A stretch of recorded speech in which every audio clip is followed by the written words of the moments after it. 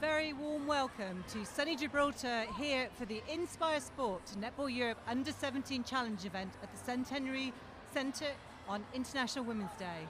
We will see some amazing netball from our 5 competing nations this weekend: host Gibraltar, Republic of Ireland, Switzerland, Malta and the Isle of Man. 10 games in 3 days brought to you live from the Rock. 60 amazing young athletes, but by Sunday there can only be one winner.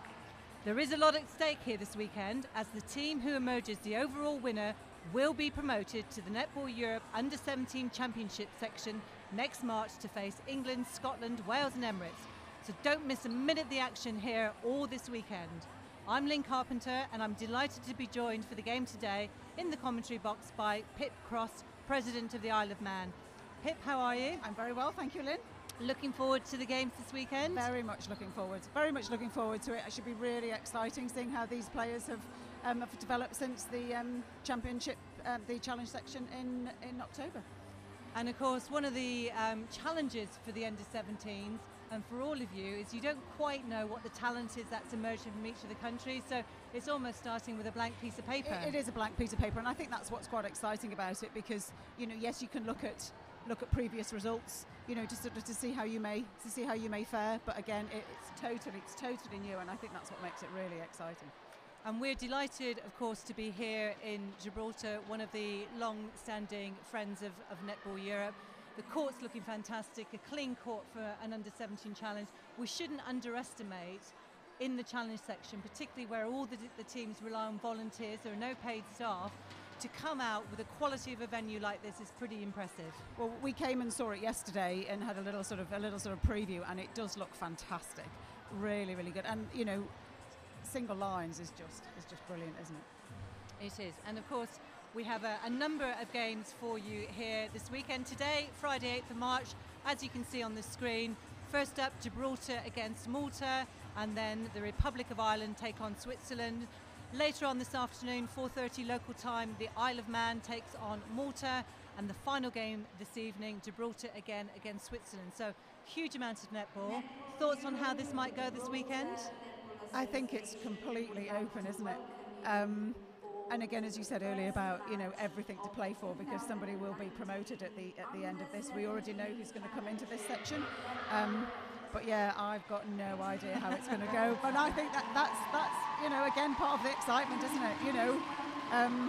We'll see what happens in this first match.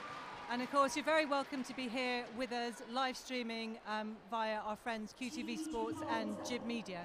As you can see, the teams are now taken to the court. So let me tell you, host side Gibraltar are starting with Truman Davis at goal shooter, Garra at goal attack, wing attack is Zamet, their captain Hernandez at centre, Pozo wing defence, goal defence McQuiston and goalkeeper Hartman.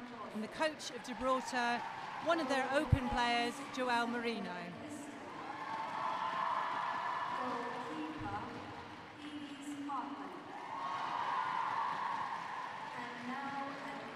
And let me welcome you to Malta for the first game this weekend. In a goal shooter is Gilia, De Bono goal attack, wing attack Vela, at centre Gaty, wing defence Mikolev, their captain Muscat at goal defence, and at goalkeeper Gilia. Their coach is Joyce Valadine.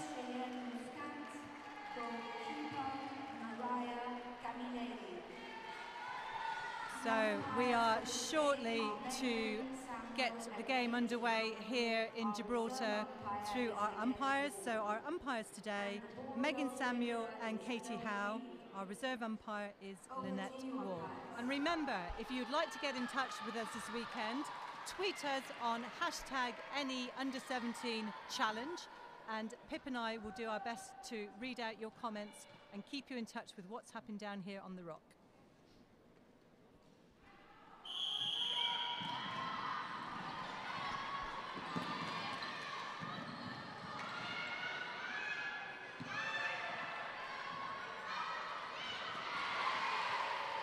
So Gibraltar keeping it competitive in there. Great shot. That'll settle the team's nerves down. Perhaps Pip. Always important to get if you've got the centre pass to score on that first centre pass. Always important, as you say, to settle those nerves. So host Gibraltar, their senior team just back from their bronze medal out in Singapore. Garrow.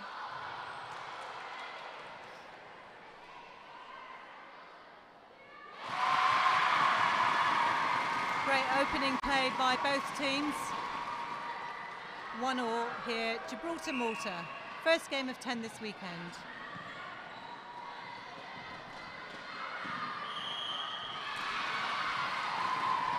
Good pressure there by Gibraltar.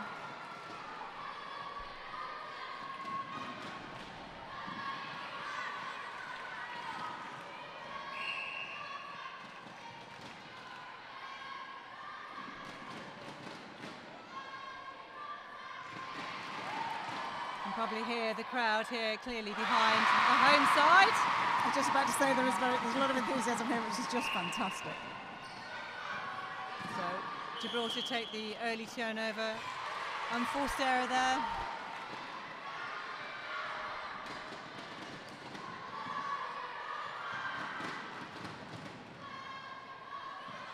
Gatey finding De Bono. Oh, unlucky. So Hartman, Fernandez,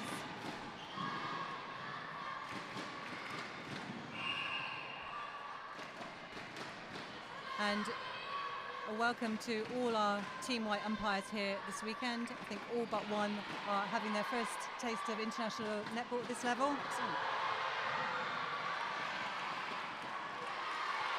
Nice interplay by Whiston and Hartman.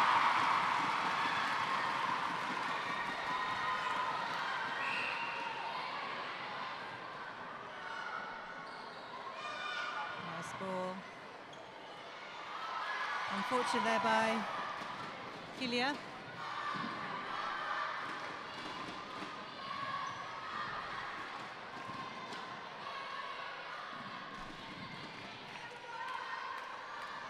So both teams just settling down here, Pip finding their feet. That's a nice play going down the court there.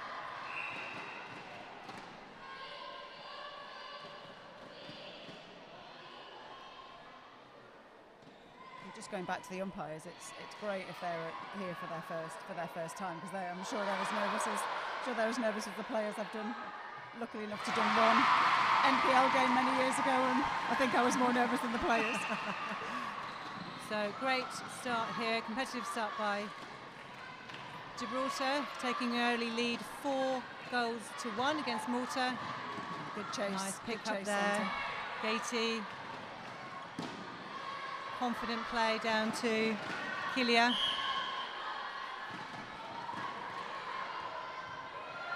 Probably just need to take some of those early shots. Gibraltar defence making it really difficult to get in there. Nice hands. Well read by McQuiston.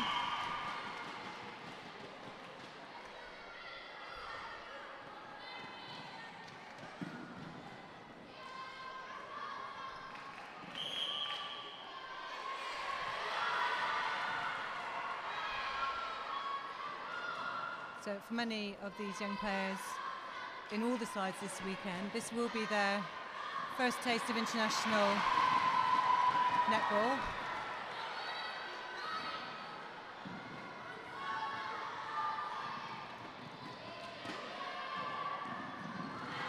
Great interception. Couldn't quite keep it on. Mikolev doing a good job at the back for Malta. Oops.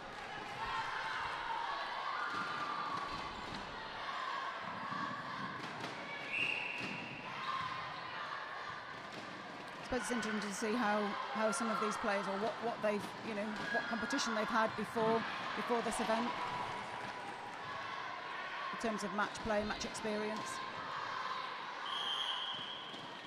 I think as we saw last weekend at the Netball Europe U17 Championship, those squads that have regular to-the-wire pressure games come into events like this with a slight advantage. But great shot there.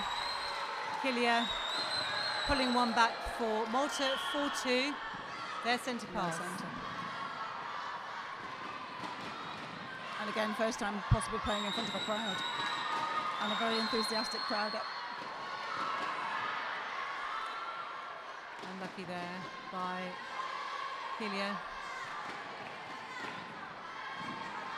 Yeah, we can hardly hear ourselves thinking. I know. Which is great. Just think of that lovely turnover there as well. Oh, nice play, girls. Lovely, well seen. Good interplay by goal attack, goal shooter.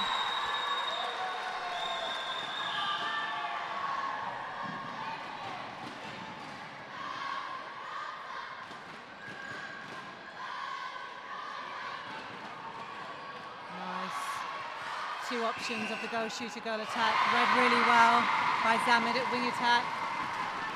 So a really competitive game here, as we thought it might be by these two sides.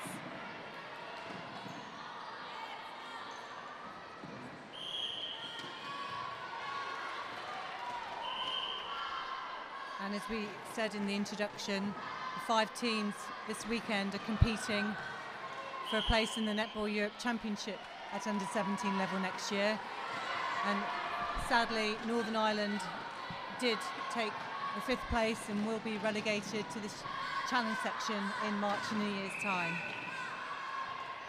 I think that's what makes this event even, all the more exciting, isn't it? Because you've got that relegation and promotion opportunity, and it just makes it all to play for. So strong rebounding position-wise from Truman Davis. That will hurt Malta off their centre pass. So Gibraltar centre pass, 6-3 here, halfway through this first quarter of the first game of 10. How exciting! I know.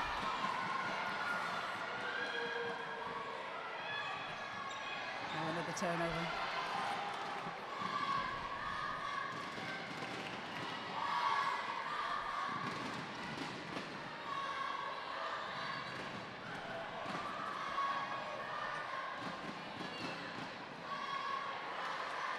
Nice use of the triangle at the top between Truman Davis and Dammit, showing good understanding at this level. Oh, unlucky. So good reactions there by Vela. Malta possession. Just need to find the space, look where the opposition are a little bit more, perhaps Malta.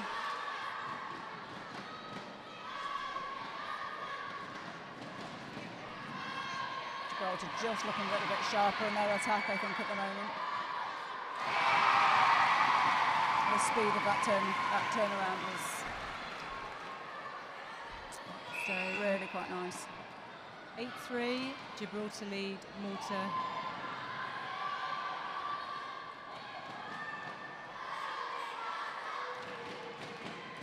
Nice shooting again by Truman Davis. And of course, while we've mentioned the umpires, we should also mention our UAPs, our umpire assessment panel. Judith Groves and Heather Gleadle here supporting netball development in the region. A well-read goal defence. Oh dear. Well done. Pozo up and running. I think we also know Pozo's sister, Amy Pozo, who played at under-17 and under-21 level and recently represented the Open squad here in Gibraltar. I think there's other names we recognise as well, either in different formats. There's obviously a lovely family connections. 10-3 Gibraltar. 5 minutes left now in this first quarter. Garrow's also represented Gibraltar in basketball. There's always been that crossover, hasn't it, with with basketball, and it's interesting that for our open event in May that we've got a lot of volunteers from basketball. Ah, well, maybe they'll be converted to the right sport pick. Maybe. I'm working on it. But it is nice that then other sports will, are keen to support. Keen to support each other, so that's really good.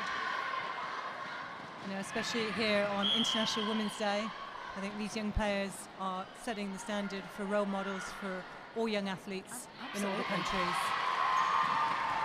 And what an inspiration to play for your country on such an important day nationally. So I think we've got an injury here. Malta centre Gatey just indicating she needs to be subbed, so we'll get an update with that and bringing you the new incoming player just shortly.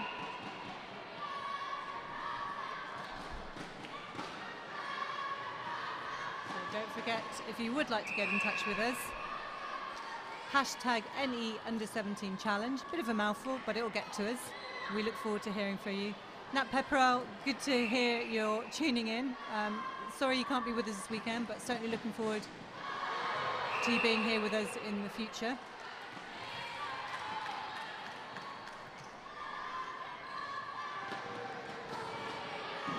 Well picked up centre, nice long ball from the defending circle.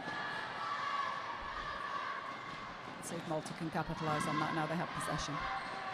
So good court marking down there, all the way down Gibraltar.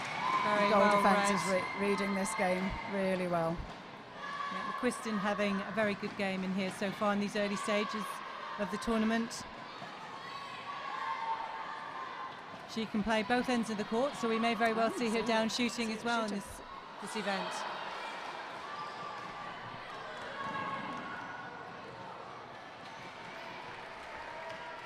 Unfortunately there, just a slight misunderstanding between wing defence and goal defence.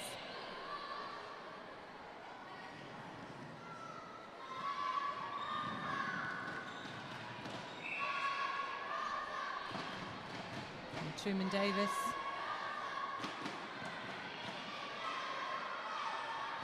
Good shooting by Gibraltar. Yeah, that's very solid, isn't it?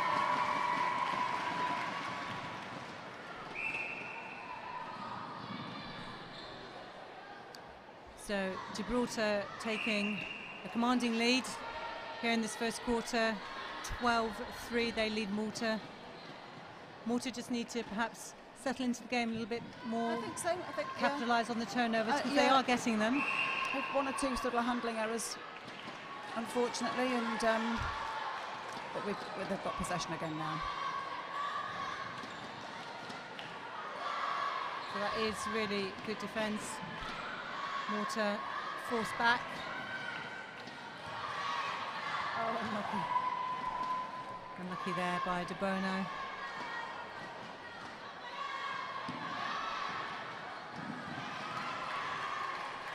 Good interception and pressure.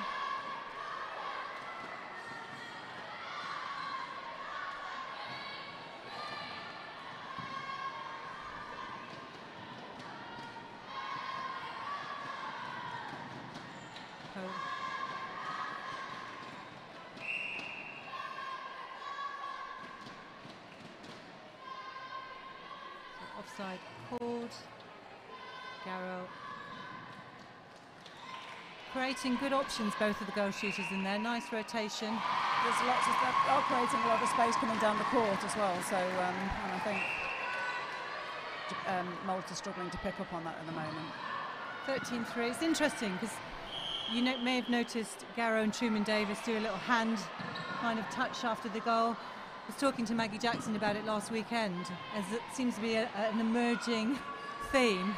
And yeah, I noticed that, giving each other the congratulations and that support, and it is important, and just because there's a lot of pressure on in that part of the court. So it's interesting because the converse side that some of the coaches have said to me is that if the goal attack and goal shooter are busy doing that, they're not marking the goal defence and putting pressure immediately back on the centre pass, or getting themselves ready for their own centre pass. So a couple of different views in there. Yeah. So another fantastic attacking piece of play. Crowd really behind the home team here. As we head into the first break here in Gibraltar, the host Gibraltar have a lead over Malta, 14 goals to 3. You see the match bench officials, they're very important, our technical officials.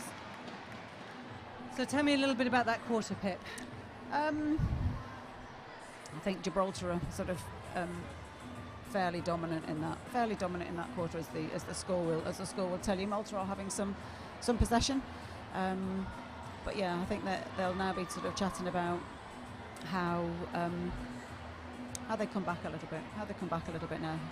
Perhaps the nerves just playing a little part there. So we saw that in the injury substitution. Malta brought on Gordis at centre. With such a big gap already, do you think the coaches will allow the Malta team to perhaps have another quarter just to try and get some consistency under their belt?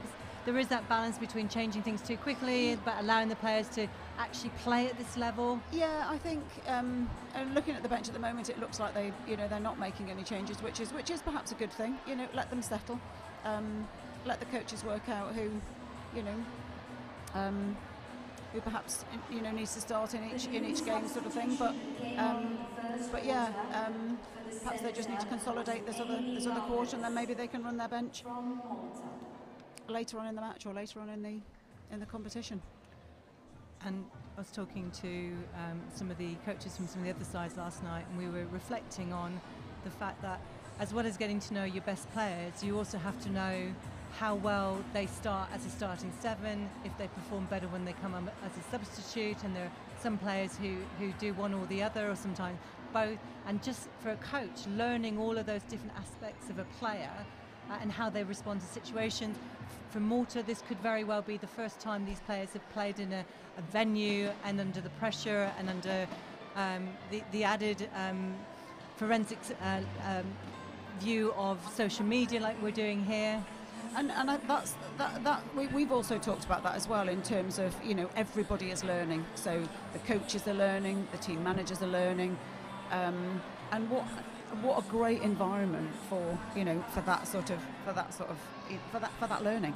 And we're picking up things all the time in terms of what can we do better, what works well for us. Yeah, in terms of who you're putting on the court. And matching that and who you're going to play against, and I know that the Isle of Man girls are going to come and watch the second game here, so they can sort of start to pick up on what the opposition is like, and again for the coaches who they might play as their starting 7. Not sure whether that's been decided just yet. But, Well, that's another decision. And again, do coaches name their starting 7 the night before, first thing in the morning, just before the game? There's a lot of choice out there. Coaches, yeah. I think sometimes we're all kind of sofa and armchair coaches ourselves, but actually in that situation there is a huge amount of variables to really think through and get right on behalf of every single player in your squad. And again, it's all down to selecting that 12 in the first place, ahead of the competition, and that's a task. That's a task on its own as well.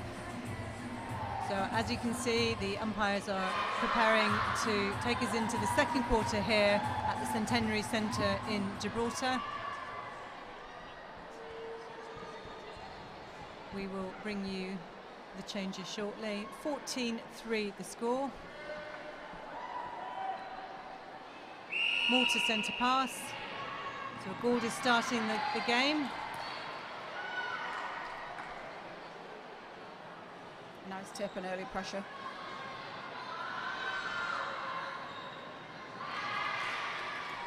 And that back combination of McQuiston and Hartman putting a lot of pressure on Malta.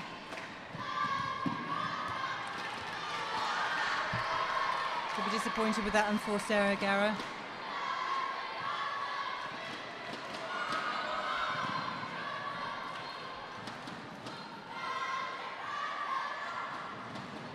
So, as you can see, if you're tuning in, Gibraltar have made a couple of early changes. They brought on Perkins Gallen at wing attack, and wing defence, Katie is on.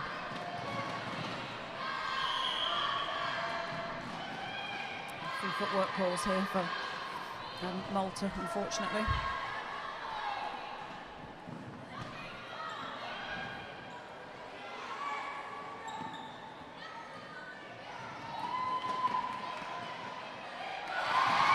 Great confident shooting by Garrow. Really clean. Very consistent so far. 15-3 the score.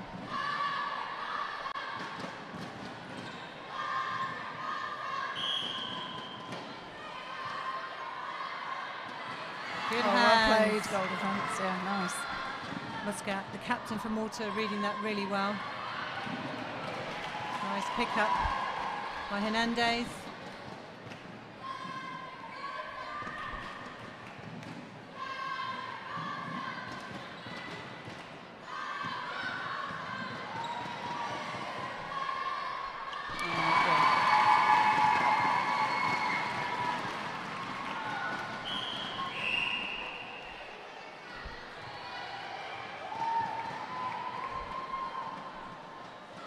Breaking call there for Malta, unfortunately. I think if the coaches were to give their players some early advice, it would probably be around the enforced errors and possession. You hear coaches saying, look after the ball, and you kind of understand what that means in terms of not losing. They fought so hard for it. So here come Malta. Good take by Gaty, who's now back on it.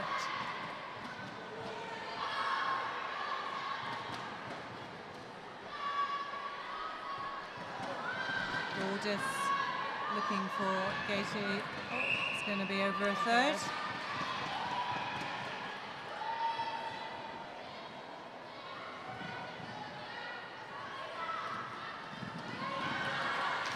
Great interception reading. Both teams struggling to settle in the first few minutes of this quarter.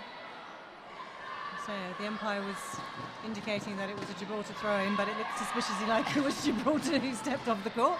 And the umpire, to be fair, indicated the correct way.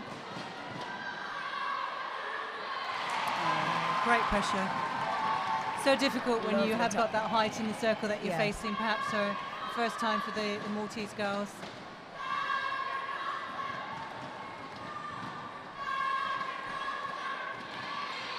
They're reading the play so nicely. So again, Truman Davis, confident in the circle. Gibraltar now leading Malta 17-3. Malta not to score so far this quarter.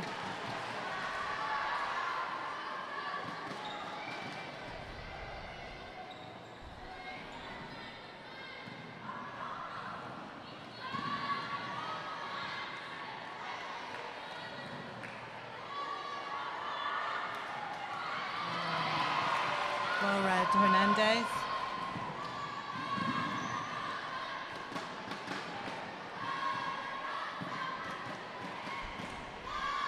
Gibraltar certainly giving more options.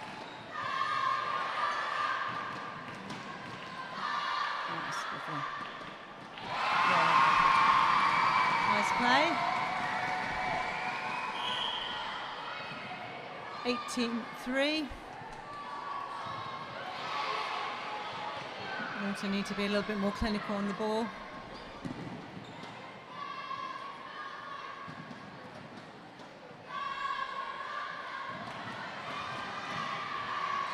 Well played there.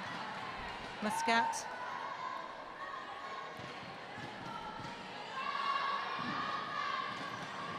Oh, I thought that was going into the hands of the Malta centre.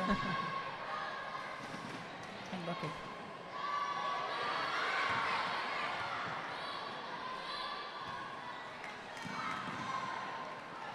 Strong play, driving the front. Again, Garrow.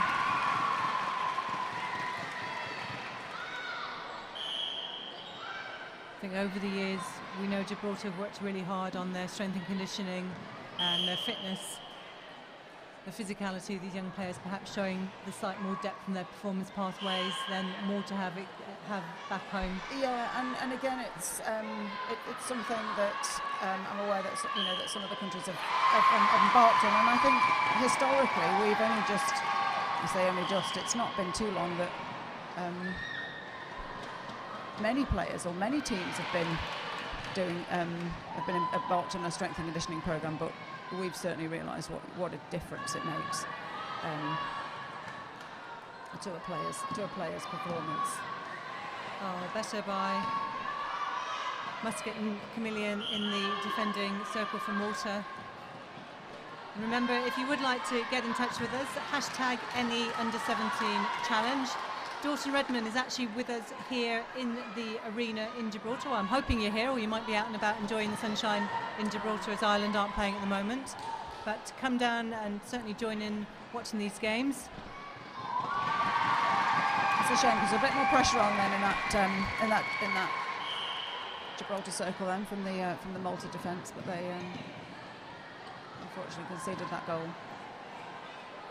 21 plays 3 now.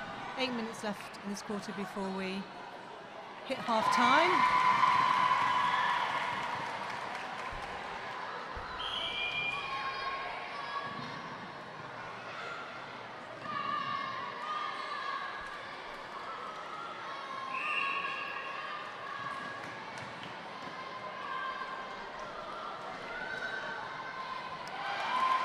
Unfortunate. Super defence. So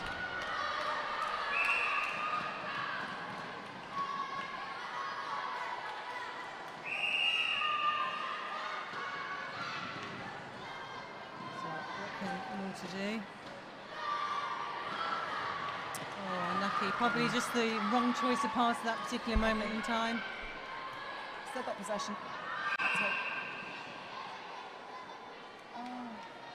You can see the umpire rightly pulling the wing attack for offside. She had one foot behind the line, behind the circle, and of course it's a wing attack. That's perhaps that lack of experience at this level by some of these Malta players.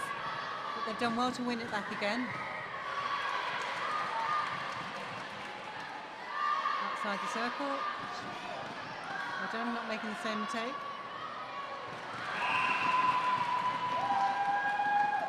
I think that the height and the strength of McQuiston and Hartman in that goal defence goalkeeper for Gibraltar really making it difficult for Killer and De Bono in the circle for Malta. Nice. Oh, lovely. That change of direction, creating space under the post. Truman Davis. And height and agility has got, plays such an important part.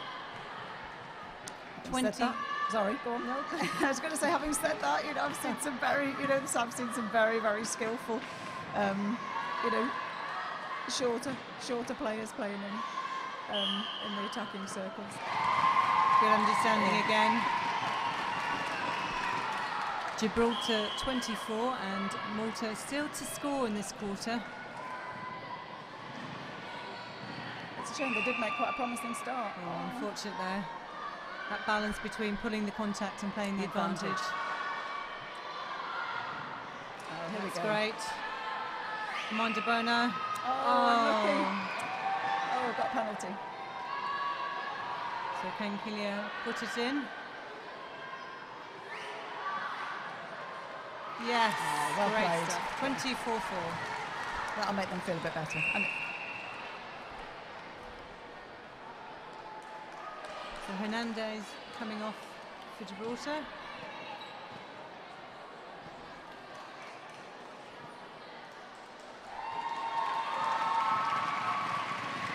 lots of encouragement for that, for the new centre coming on. The support for netball here in Gibraltar by the government, the ministers, is just fantastic. It's brilliant, isn't it? We're grateful as Netball Europe for the support.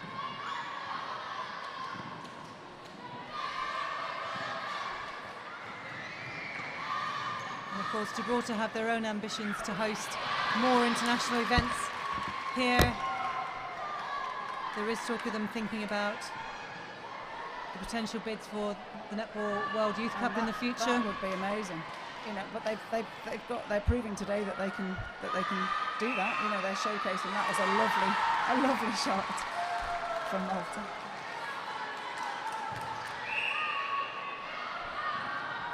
But yeah, these facilities are brilliant for this type of for that type of event, and if they've got the infrastructure to support that behind that, then wish them well in that bid. Oh, look, a little flurry of goals now there Malta have. So 3 goals in a flurry, 24 plays 6. That'll give them a bit more confidence, Pip. I think so, yes. So what can they do? There you go. Definitely, there you go. They've seen that confidence already. And that nice fly. Great intercepting by their captain Muscat at goal defence. Get the turnover. Ooh, long hands there of Hartman. Lovely. Into Debona. Oh, unlucky. You see the Gibraltar crowd just sensing the change in the match to Malta and upping the volume a bit here in the Centenary Centre.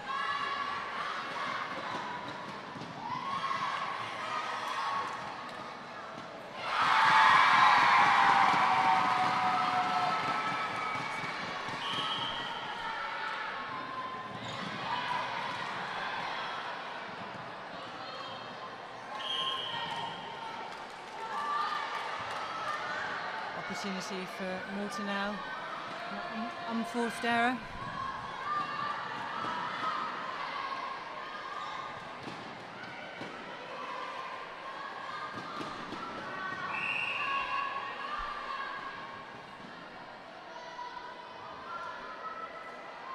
Offside call there. Presumably wing, think it might have been the wing defence.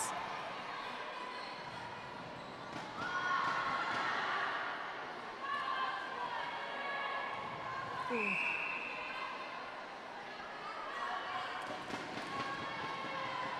kept possession.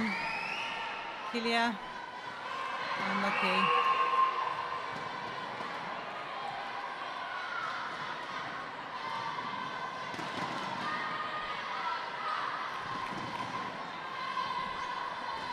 So 25 plays 6. Great interception by Camilla. Malta. We're into the last 2 minutes until half time. And contact call, unfortunately, there for Malta.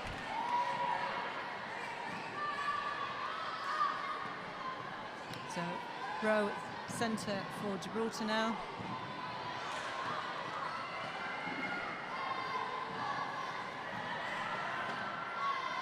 When Malta get their timing, their vision right, they bring the ball down really effectively.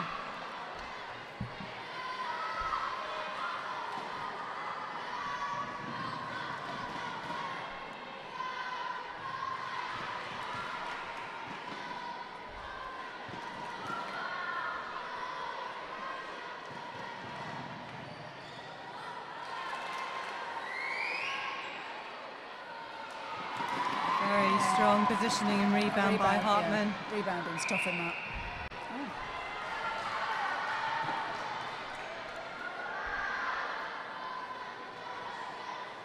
I think the umpire telling the players that they can go offside to collect that ball if they want to. I think there's a better safe than sorry. Yeah, that she was certainly playing that. I'm not going to get called out again. Yeah. So 20 seconds left. And they get another goal here before we head into half time.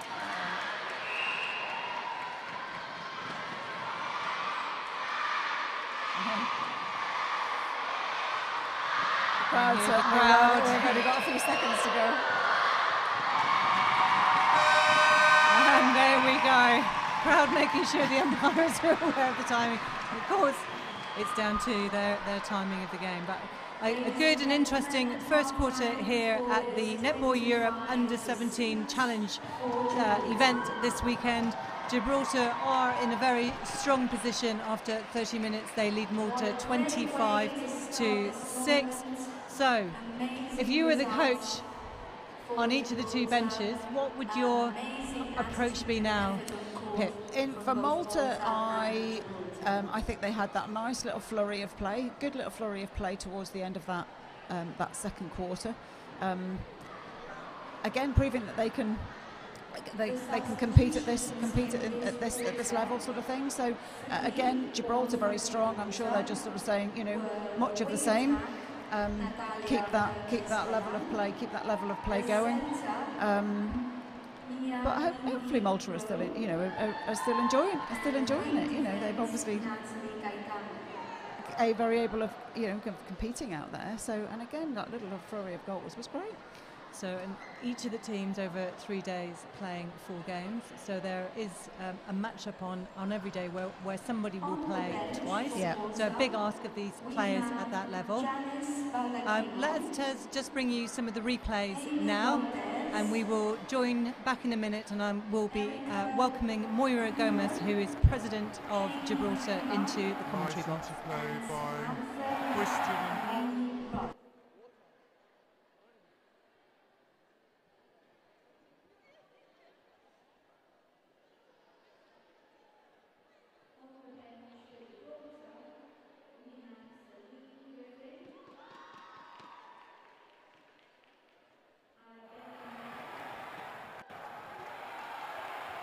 Nice interplay by Twisted and Hartner, like this with a slight advantage, but great shot there. Killia, nice play, girls. Lovely, well seen. Good interplay by goal attack, goal shooter. Nice. 2 options of the goal shooter, goal attack. Read really well by Zamid. It's just looking a little bit sharper in their attack, I think, at the moment.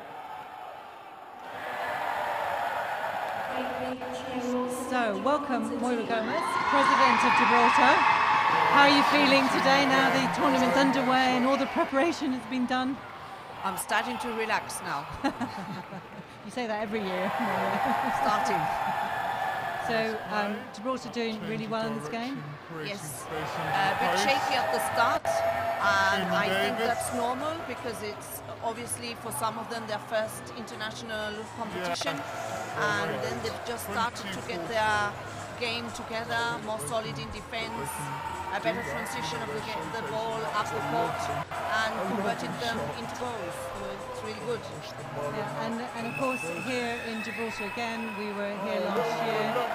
You're very fortunate.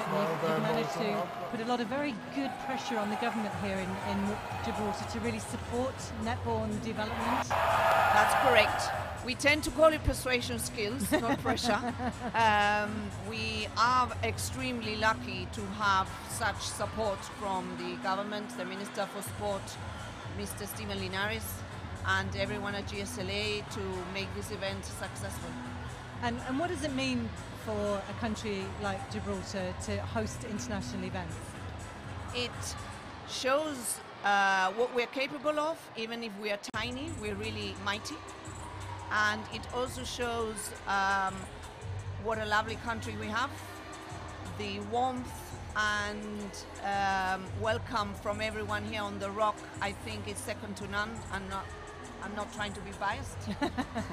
And yes, it shows who we are, what we can do, and how much one can achieve if you set your mind to it.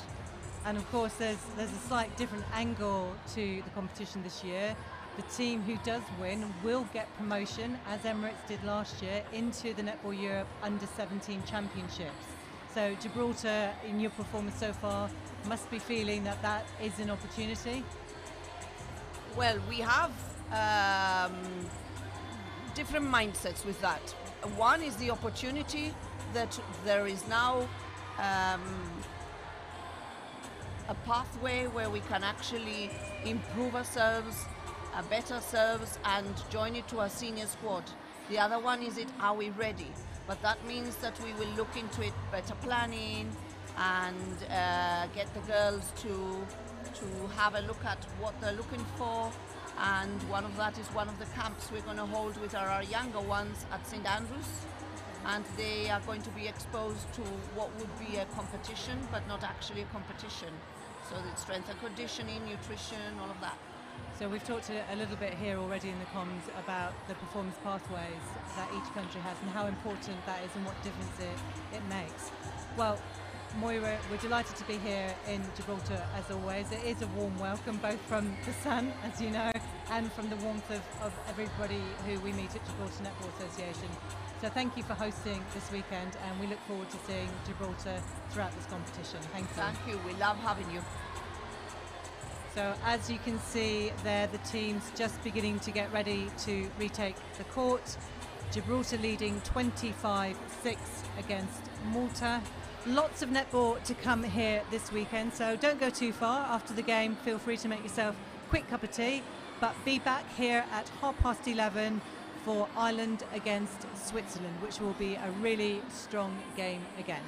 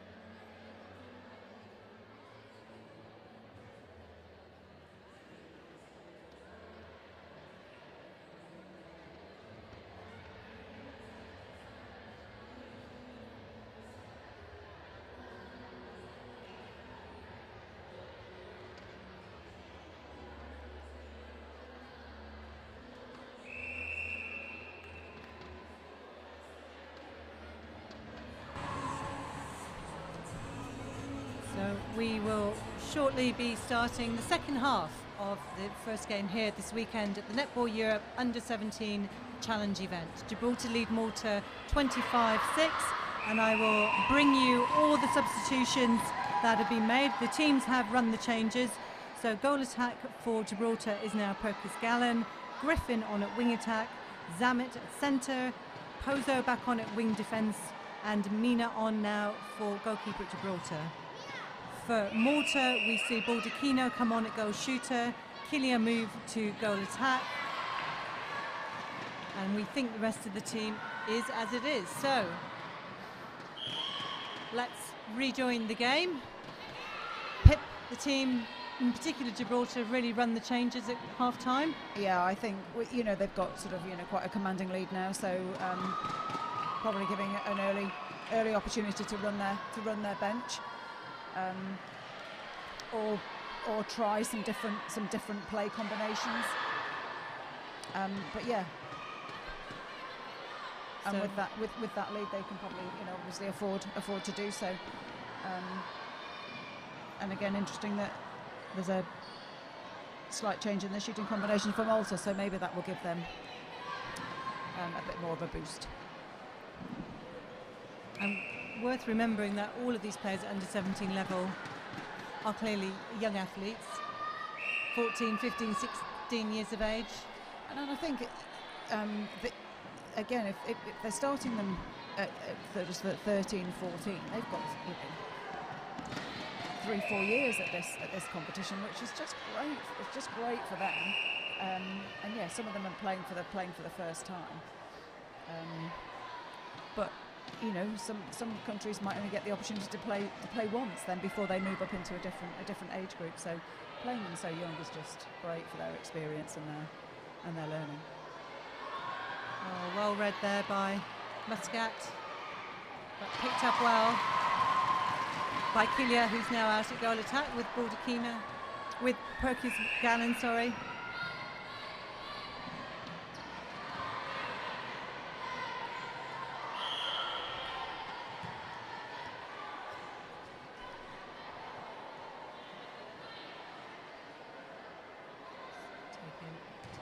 ball back.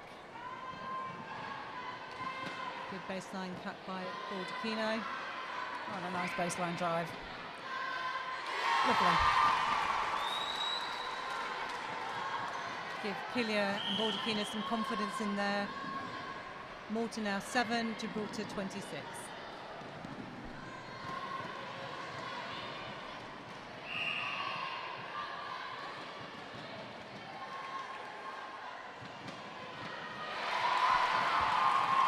Good shot there by Truman Davis. I think we said earlier the shooting, the confidence that they've got in that shooting circle is very prevalent. And despite their height advantage, they are using the front drive a huge amount, creating options in the rotation, working well for them.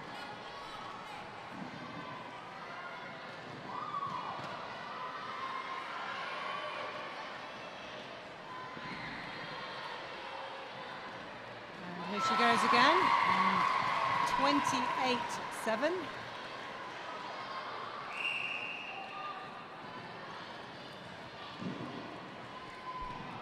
Held on to that. That didn't quite. Nice.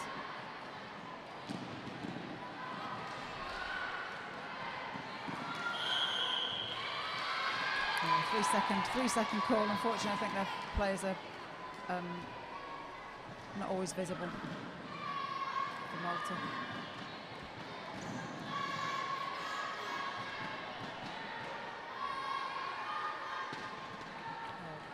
Good hands there, Amelia.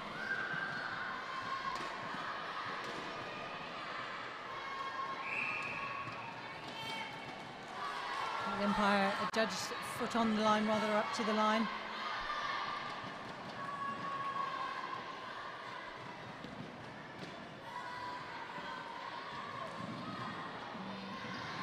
Sam Bird was in commentary last week, who listeners and viewers will know is not only an ex-England player but really good coach. She's coaching Seven Stars, one of the Super League teams in England at the moment. She was saying that even now, the level of player she has, she drills them every single time they turn up on the basic skills, because you've got to get them right in training to expect them to be able to do this in a match. Absolutely, and we sort of always talk about, you know, fundamentals that the you know, at the younger level as well, but so important because the umpires are pretty sharp these days, aren't they? You know. Killia. Oh, that's lovely. So Malta on 8. Gibraltar 28. So Malta aren't letting that 20-goal gap get any bigger. They're fighting back, which is good to see. Yep.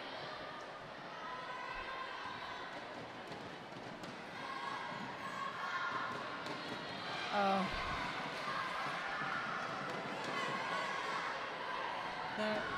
They're seeing the ball, they're seeing the space, but the timing of the pass and the awareness of where the player actually is and their body control perhaps just isn't quite right at the moment for Malta. No. But turnover back to them.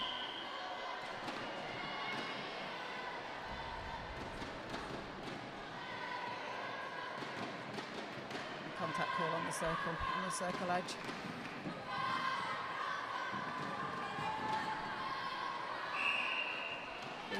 Replayed ball. So both these teams have got a busy day today. Malta are back on court at 4:30 today against the Isle of Man. So you'll be watching with interest that game. Absolutely, yeah, very, very much so. And again, you know, we just can't wait to be given these opportunities, and still sort of like relatively new in terms of membership of at Netball Europe, but you know, I'm still sort of excited about the opportunities that it's given us, really, you know. Well, I've been in netball 42 years and I'm still excited every time I come to an event. I think once you're a netballer, you're kind of hooked for life, which is a brilliant community to be involved in. And particularly on International Women's Day, there are so many women I've had the opportunity to follow through netball and who've been absolute role models to me. And some of the players we were talking to last weekend were saying about the life skills it gives you involved in sport like this, even as a volunteer, beyond anything you can get in normal life, which then enables you to be successful. We can't underestimate that impact. One of the huge things for us is how the girls have bonded, or how they do bond when they come to these competitions. In that they're all playing in different clubs, back at home, and yes, they know one another, but they're sort of rivals to a nice extent on the court when they're playing, and then they come and are involved in this competition. The bonding is just fabulous, even if that's putting plaits in each other's hair, or just that that fabulous camaraderie. And one of the things we noticed particularly from the 17 challenge in October was how that bonding has been maintained. So yes, they've gone back to their clubs back at home, but they're still in touch all the time, and new friendships strong friendships have been formed, and I just think that is fabulous. And again, we've seen that across all of our squads, in our seniors, in our under-19s, 21s, and at this level, and at 17 level as well. So Perkis Gallen there for Gibraltar, left-handed player, playing herself into the game here. Gibraltar 30, Malta 29. And actually, so far, a better quarter for Malta. Definitely, yes. I think that shooting combination is helping.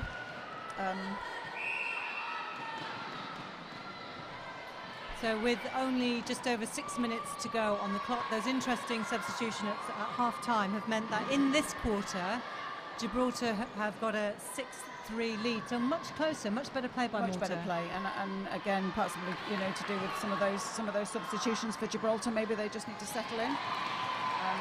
Well read there by Truman Davis.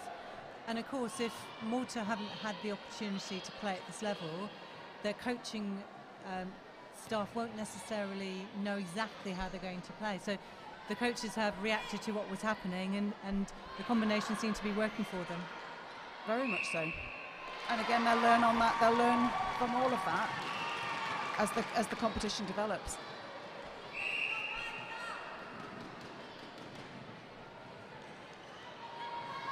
So 32 plays 9 here. 5 minutes left of this quarter. Again, good hands, real good pressure there by Camilla in that circle for Malta.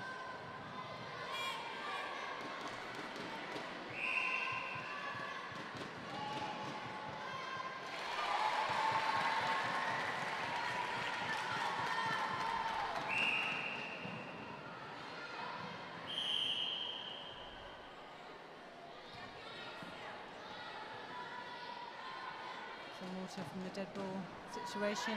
Where's their options? Good drive, top of the circle.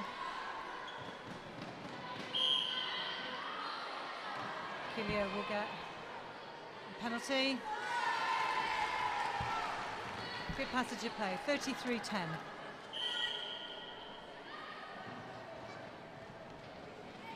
So remember, to all those netball fans out there, if you are having to work today, take your iPad with you, tune into live streaming.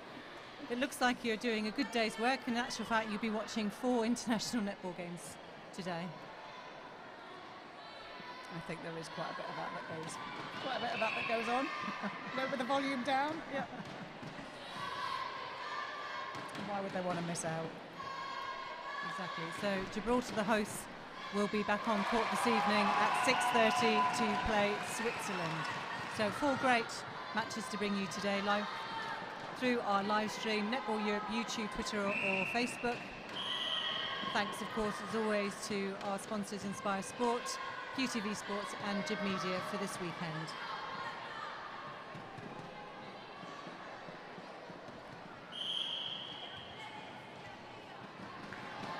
Good position in Baldacchino.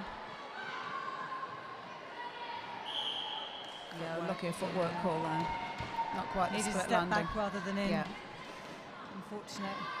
Pozo.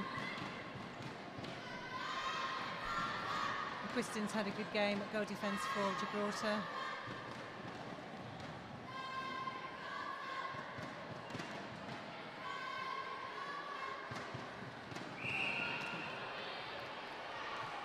unusual miscommunication there from Gibraltar.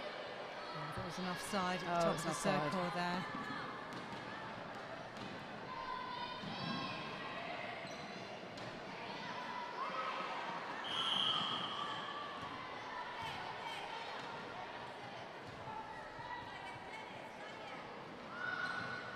Nice little movement by Gaty at wing attack. Go for Malta. Pick up.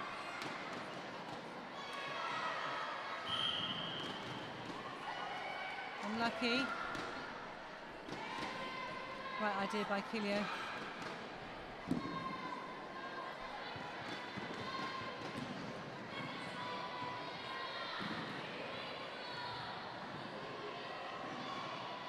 Lovely feed into the circle there by strong Griffin. ball in.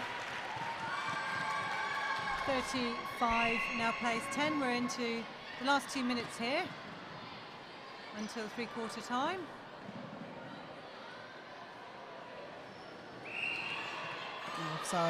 Offside wing attack, trying to push that ball in.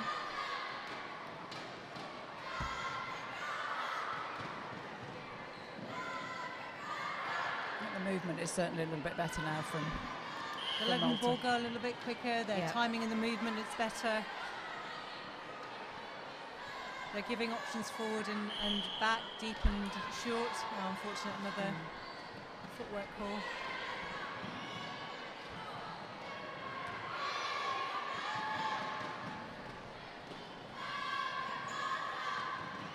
Griffin looking to find Turkish Gallon. Well read. Good pressure there by Malta defence. Nice, quick transition down the court. Much better for them. So they can get a shot away. Lovely. Well read, nice. Lovely movement.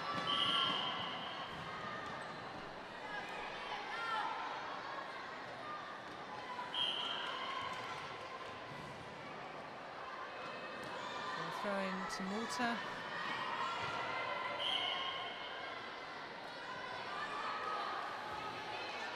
Let's see if Killia can score on this one. Oh, what a shame! They worked hard. They worked hard for that.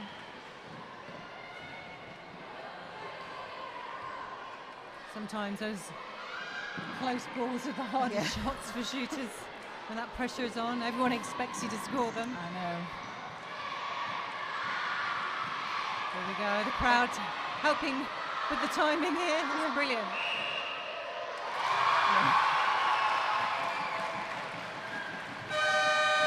And that is how you close out the game confidently on behalf of your team. So the score here in Gibraltar is Gibraltar leading 36 against Malta's 10. Better quarter, probably Malta's best quarter there. 4 goals scored. Could have had a few more, just a few unforced errors. Yeah, they should take some confidence from that as well. And as you say, you know, much better quarter for them. And if they can consolidate that in the final quarter, then that'll give them some more confidence going into the other matches that they play later on today. So if you're watching and want to send us a message, you can do that using our hashtag NE under17 challenge. Send Pip and I your thoughts on the game, the weekend, what you're hoping to see, and we will read out those messages and thank you for being involved here. So an exciting game so far, Pip. Gibraltar clearly dominant at this stage. So looking forward to the next game, Ireland versus Switzerland. What do we expect to see in that? Again, it's quite unknown, isn't it? Again, some of these players will come out, be having their first cap for both countries. I just think it's fascinating just to see how the whole tournament will develop. Really excited to watch that, you know, and take on board what we're going to face as the Isle of Man a little bit later on. And of course, at this level in international netball, there are no world rankings. Countries go on the ranking of their open side. And if you look at the teams we have here, and at the moment in the latest INF rankings, Ireland ranked 20, Gibraltar 31, Switzerland 38. Yourself are not yet ranked because you haven't played enough international matches at open level to qualify, but when you host in May, that will give you the matches you need. The same with our other new country in the region, Emirates, and Malta still need to get some more games under their belt at that open level. And that's one of the things that, again, is sort of trying to work out where we might go in at those rankings. But again, because we'll get 6 games under our belt in May, so we'll have the requisite number to achieve that world ranking. I can't tell you how excited I am about that. You know, when we first joined, that was obviously one of our targets. You know, to get a world ranking, and within 2 years, we're going to have one. And you know, and at home, that's creating quite a lot of interest as well. You know, because there aren't many other sports who are playing at international level. And that's one of the hardest things I'm trying to get across, is that these are international matches, they are ranked matches, sort of thing. But I think once we've hosted that event in May, then that's going to change. I'm determined it's going to change. I don't think anyone can doubt the Moira talked about persuasion rather than pressure, and I think both of you are very compelling in your persuasion of people to support our great sport. So I wish you very much all the best in that. Thank you. Yeah, and again, really looking forward to hosting that event and coming to these events. Again, that's all part of our our learning and understanding of it, and how they work, and and what we need to provide, and so on and so forth. So, but yeah, can't wait. Really excited. And you did tell me it was only 7 weeks, which is rather nerve-wracking at the same time. And it's 21 games in 4 days. Yeah, which is pretty impressive. Yeah, pretty amazing. We can do it. So here we go. This is the start of the 4th quarter, Gibraltar against Malta. Our first game here this weekend at the Netball Europe U17 Challenge event. Pozo making a really strong interception on the first centre pass for Malta. 36-10. Good hands there by Camilla again, spoiling the attack for Gibraltar. Oh, well weighted. That was a really nice passage of play down the court. Rebound by Baldacchino.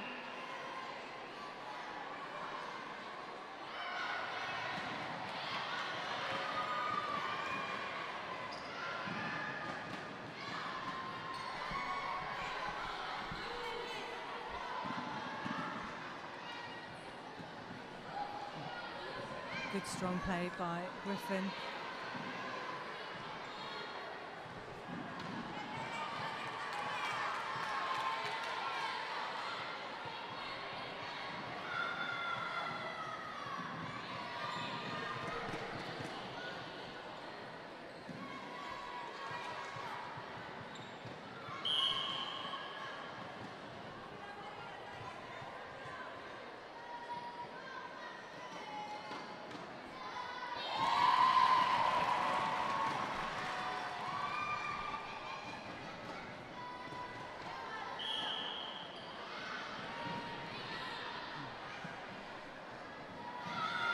Here come Gibraltar again.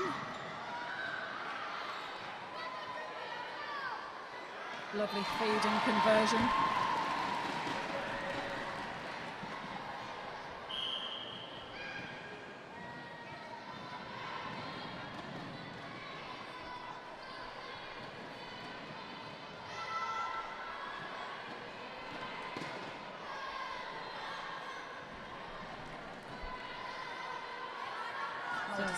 Still have some possession. That was quite a long range shot. We've tipped out by the defence, and we've got a penalty.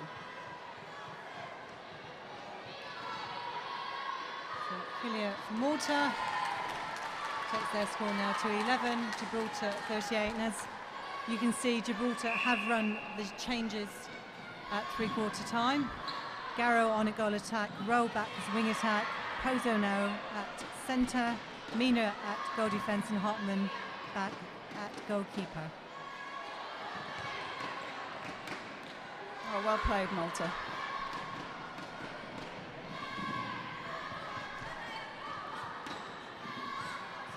Tainer there at Windy for Gibraltar. Baldacchino couldn't quite keep that ball in.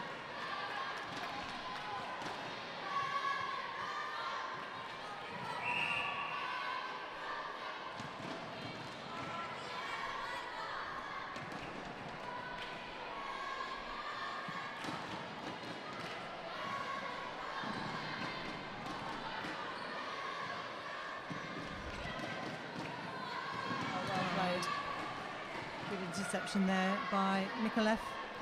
Now in at centre. Good hands. Camilia's been really strong in there all game for Malta. It's almost like that. It's like that final passage of play, isn't it? Because they're getting it through the court and then but just not being able to finish it off sometimes. Tainer will take that for Gibraltar.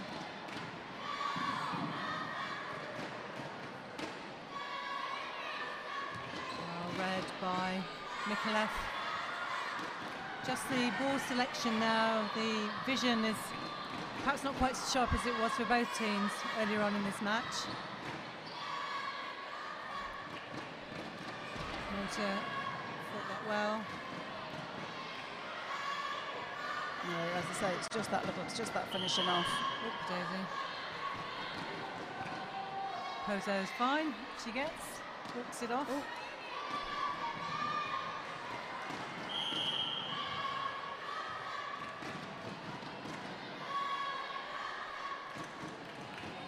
So last 10 minutes now of this match. 38-11, Gibraltar leading Malta.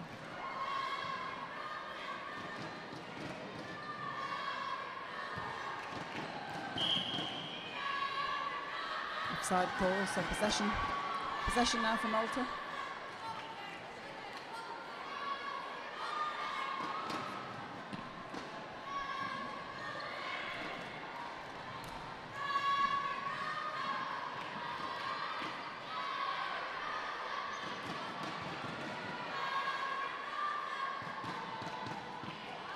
Lovely shot. It always looked like that was going in. Lovely. Hilia, good timing. 12-38. Pozo is taken to the court. Maybe that knock was a little bit greater than we thought. Yeah, I think she was, It's Hernandez back on at centre for Gibraltar.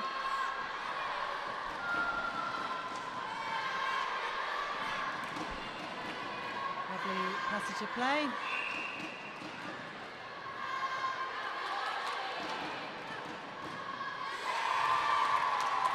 That's better by Malta. 38-13. Certainly slowed down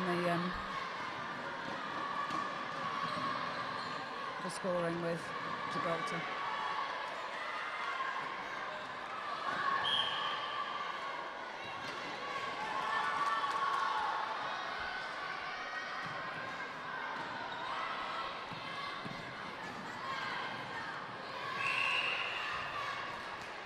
Good pressure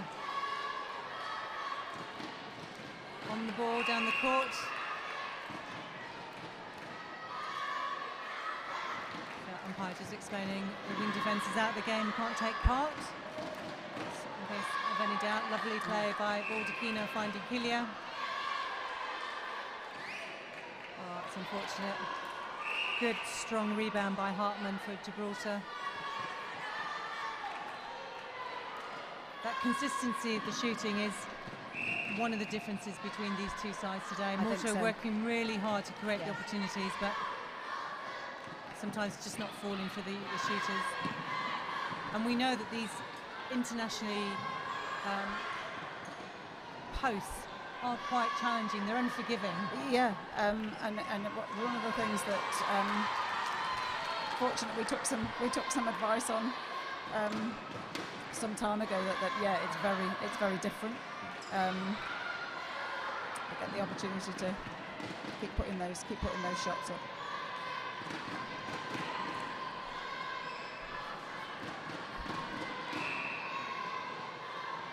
So Hilia with a penalty pass or shot. Oh, just little bit too much.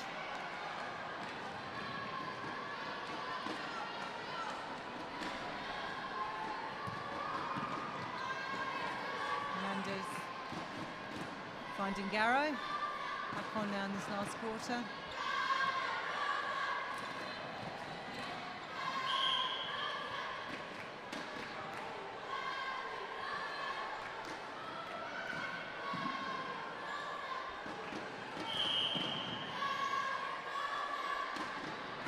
Even the ball placement from Gibraltar might be one of the features of the feedback to the players. They're just not quite putting it away from the fairly effective arms of Malta. I think so, and I think it's Malta certainly making them work a little bit harder now, putting a little bit more pressure on. And the transition, Malta's transition down the court is so much more improved through this match. As you say, it's just unlucky if those shots aren't falling for them sometimes. Let's hope this one goes in. Yeah, pop it in, that's great, 39-14.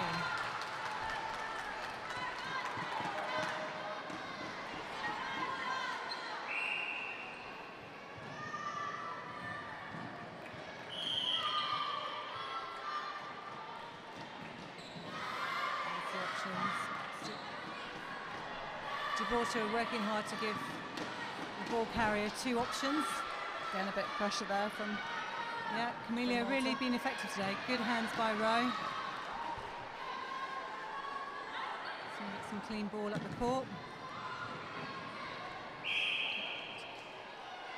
Footwork called. A bit of a shuffle there. 39-14, 25 goals the difference. 5 minutes left here. And please, if you are watching at home, get in touch with us. Use our hashtag NEUnder17challenge. We'd love to hear from you and your thoughts on these games as the weekend develops.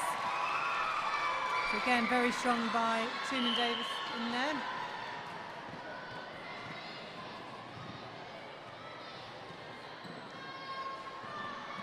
Nice tip.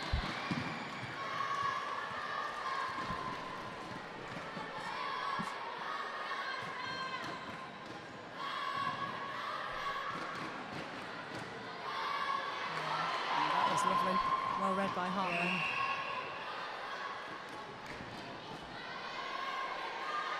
And as we know at Netball Europe events, there is always a player of the tournament named at the end during the presentation, and the way it works is that the coach of the opposing team nominates the player of the opposition who they feel played the best in that game.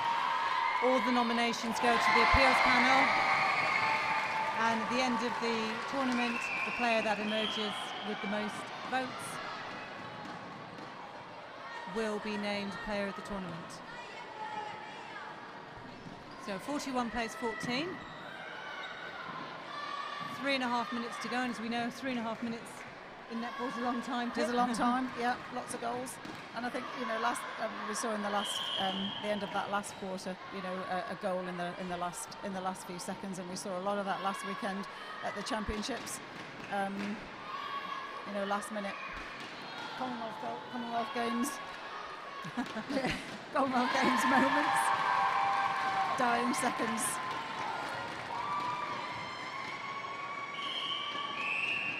So there was one of those in the first game of the weekend last weekend last year, when Northern Ireland played Emirates. It went down to the wire, 43-all.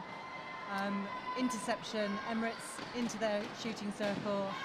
As the whistle went for full-time, penalty passes shot, and that, as they say, was the difference between both of those teams staying up or getting relegated. Yeah.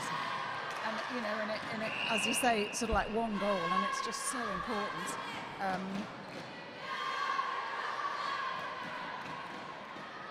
Unlucky there. You know, all credit to Emirates on that occasion. You know, for keeping calm under pressure, and making sure that they stayed on. But yeah, it was definitely a Commonwealth Games moment, that one was. And I think it's lovely that you can compare it to that. Well, it is for these athletes. That is exactly what it is. That's their Commonwealth Games moment. It is. So just under 2 to go, 42-14. We have a substitution coming on for injury for Gibraltar.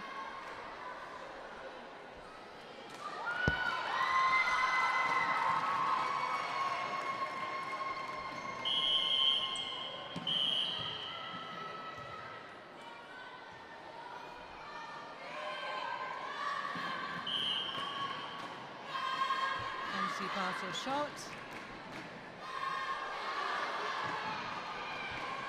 Good rebound. In there for Malta. Now, 1.5 to go. Can they score again?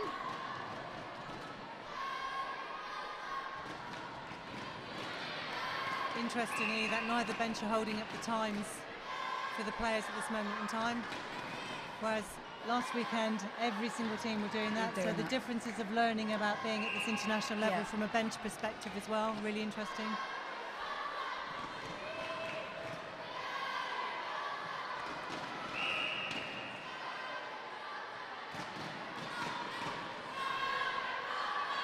Okay, nice choice. Ardekino, lovely.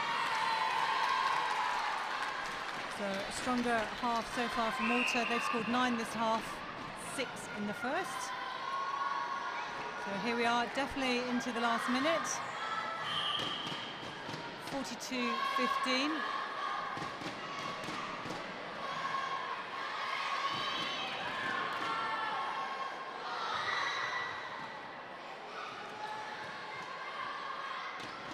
Good fight in there for the ball. On Malta's way, so 15 seconds left on the clock here. Come on, Malta, let's get it down. See what they can do. And we know it's getting close because the crowd are telling us it is. Malta's still got turned over. Fabulous. And as we can see, the Gibraltar crowd are extremely pleased that the hosts here this weekend have got off to a really strong start. Gibraltar have finished this game 42 against Malta's 15. Pip, thoughts on the game? I thought really good, really enjoyed that. Enjoyed sitting here with you, Lynn. Well, of course you will. Yeah, of course I will. But yeah, it's fabulous. Having this opportunity, seeing the girls. And that was a really good game.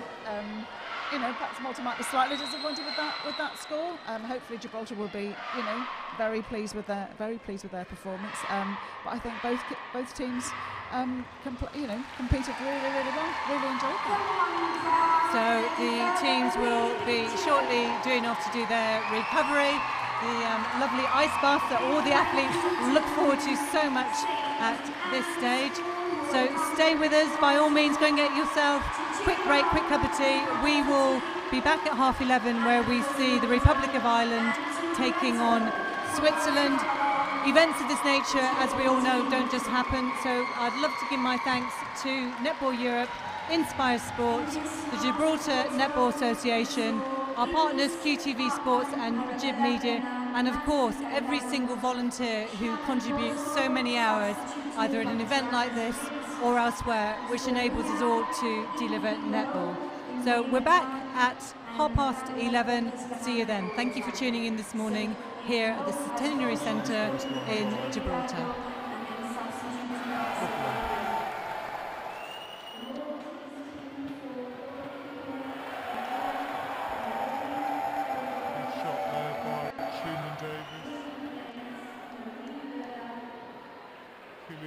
Oh, that's lovely. So, who've been absolute role models to me. And some of the players we were talking to last weekend were saying about the life skills it gives you involved in sport like this, even as a volunteer, beyond anything you can get, exactly how they're going to play. So the coaches have reacted to what was happening, and the combination seemed to be working for them. very much so. And again, they'll learn on that. They'll learn from all of them.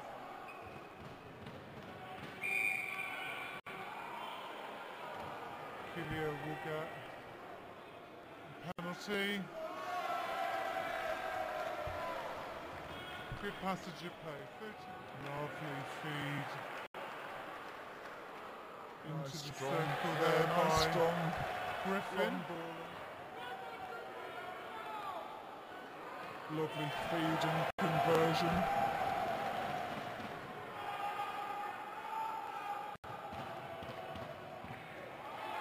Lovely shot. It's always looked like that was the effective arms of Malta. I think so.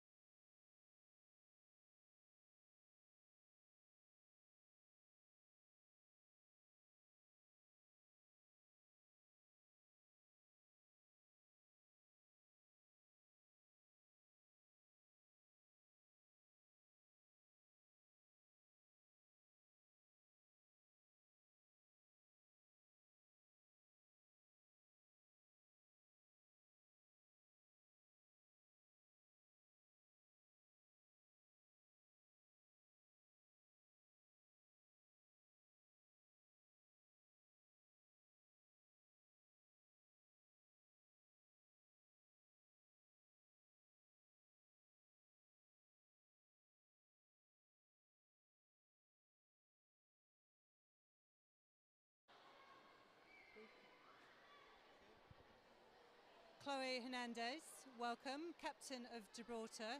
Great win there against Malta in your first game. How's the team feeling being hosts and getting your first game under your belt? I think we're very excited, and especially with the crowds and a few schools coming down, I think it's got us in a good start.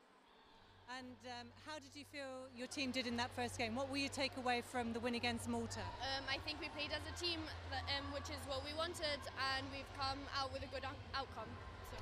And of course, the event means there are 2 games today, so you're going to go away and recover and be back here at 6:30 this evening against Switzerland. How are you going to prepare for that?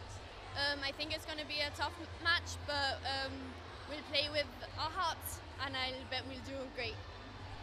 Chloe, thank you for coming over to talk to us. Good luck in the rest of the tournament, and we look forward to seeing you later. Thank you very much.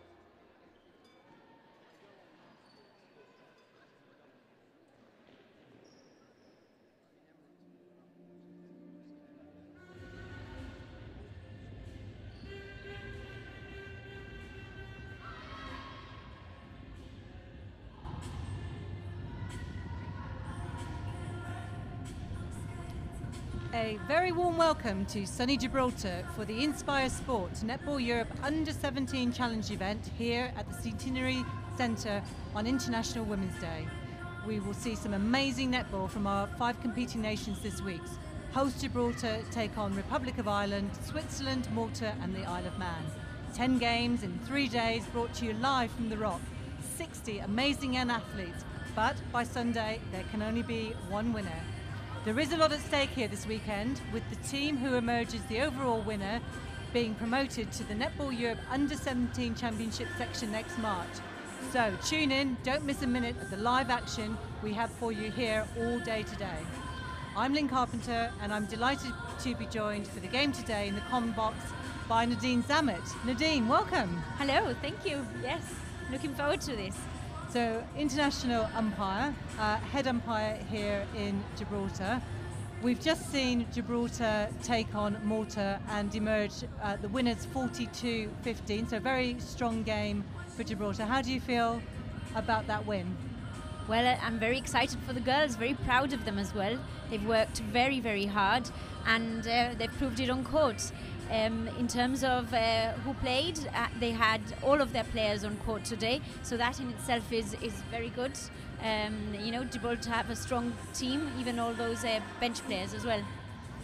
So we will shortly be starting game 2 of 10. We see the Republic of Ireland about to take on Switzerland here at 11:30 local time, but don't go away. There are another 2 exciting games on later this afternoon. Isle of Man taking on Malta at 4:30 and Gibraltar against Switzerland again at 6:30. So all these teams, Nadine, are having to play at some point over the weekend 2 games in a day.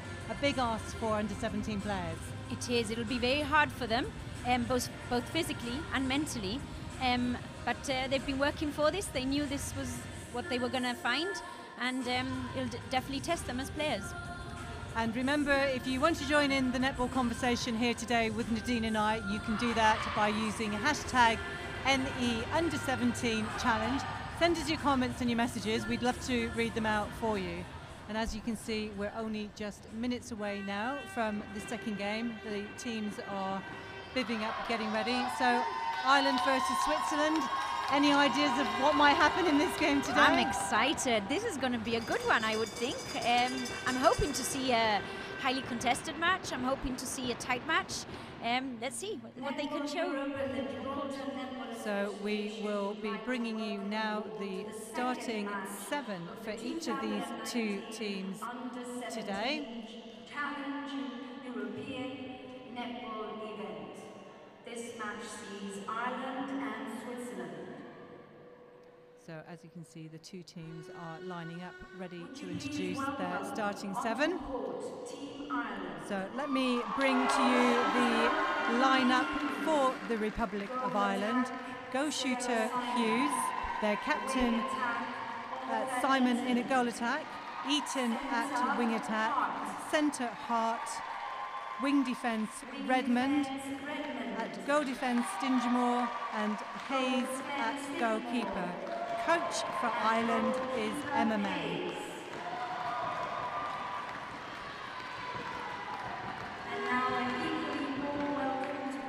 And a warm welcome to the Switzerland team.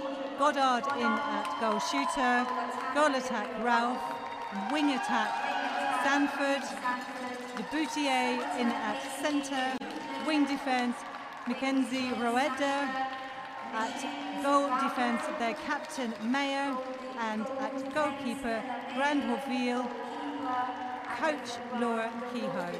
So our umpires for the day will shortly be getting the match underway. Let me tell you that for Team White today, Anna Hernandez, local umpire Nadine, That's right. and Katrina Mills, reserve umpire is Katie Saunders. So here we go. Switzerland, first centre pass.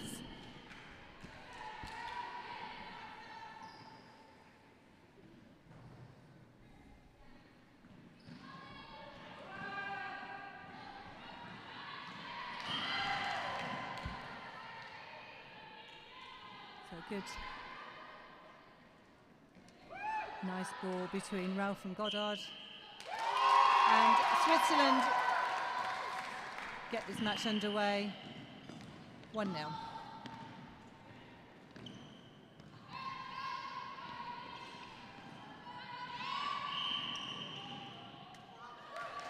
So out of court came back in, so illegal move there, Nadine?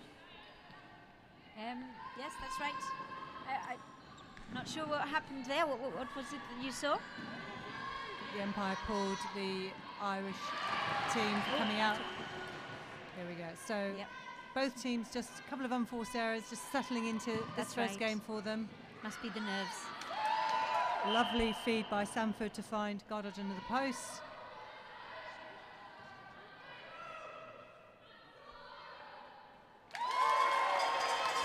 And they'll be pleased with that. Switzerland 2 up. Their centre pass.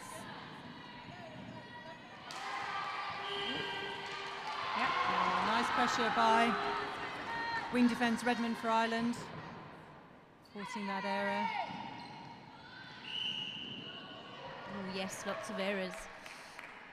So we saw that a little bit in the first game. We did with Gibraltar as well. So neither of these two teams will necessarily have many players who've played at this level and at international with the standard. Exactly. Take a bit of time to settle in perhaps. They're young, they're what, 16, 15? And as you say, it's an international arena, and no doubt that at the moment they need to settle their nerves. Competitive there by Eaton for Ireland. Nice pressure closing out the drive on the back line by the Swiss defence. Advantage call there. Nice play by Switzerland, finding good space on the court. So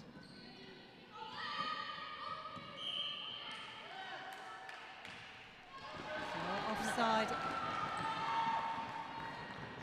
in the circle.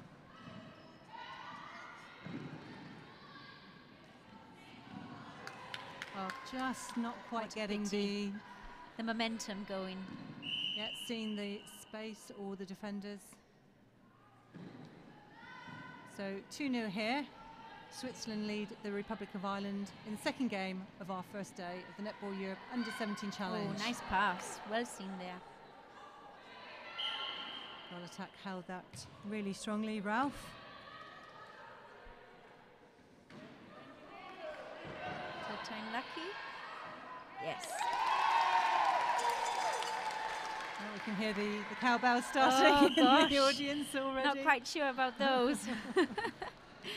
They do the job, don't they, for the team? It certainly gets the team. But it does get into some. I think Ireland have got a few bits of equipment with them as well, so I'm sure we'll hear that once their team do get on the scoreboard. They brought some drums or something, have they? That's good. There we go. Oh, yes. So, 3-1. Still very close in this game. Both sides settling in. Great interception there by Redmond.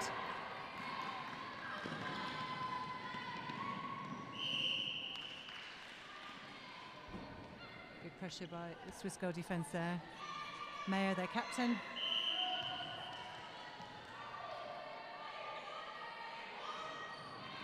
Nice pop by Simon. So we've got the lineup of the two captains, Mayer for Switzerland at goal defence and Ireland, Simon at centre. That'll be an interesting matchup on the court. It will be. No doubt they'll be pushing their teams to try their best. So very close in these early stages. 5 minutes gone, 3-2 Switzerland leading Ireland. And remember, if you would like to send us your thoughts on this game or the weekend, or in fact anything netball-wise, you can do so. Hashtag any under-17 challenge, and Nadine and I will give you a mention.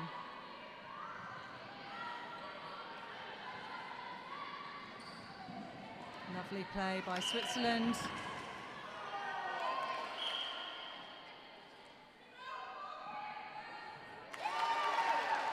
Good shot again by Goddard. I wonder if the defenders have worked out she's left-handed, because sometimes not always the first thing. Not the first thing you think about. We spot.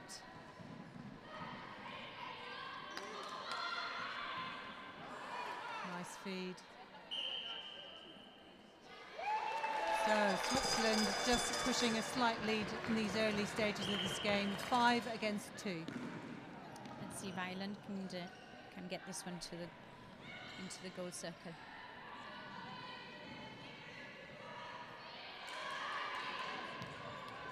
Oh, unlucky.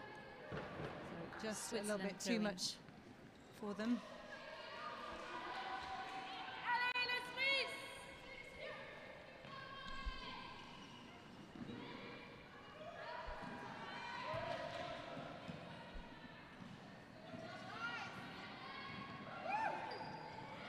Nice weight on the pass to allow the shooter to drive the baseline there. Good understanding between goal attack and goal shooter for Switzerland. Right, so throw in for Switzerland. Good pressure there by the Ireland keeper Hayes, forcing the turnover.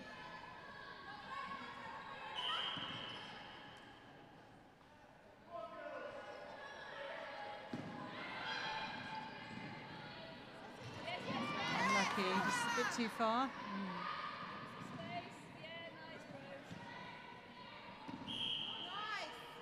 Oh, offside for Switzerland. That's the second one. The second one. The centre just needs to watch the lines.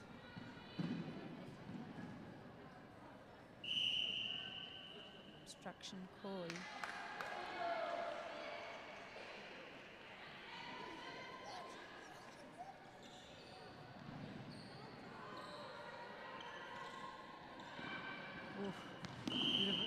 Thought the goal attack worked hard to get that front post. Maybe just a lot of confidence in the teams, not quite sure what each other are doing. That's better. Quick release ball. That's what Ireland have, as you can see if you're watching at home. 5-3.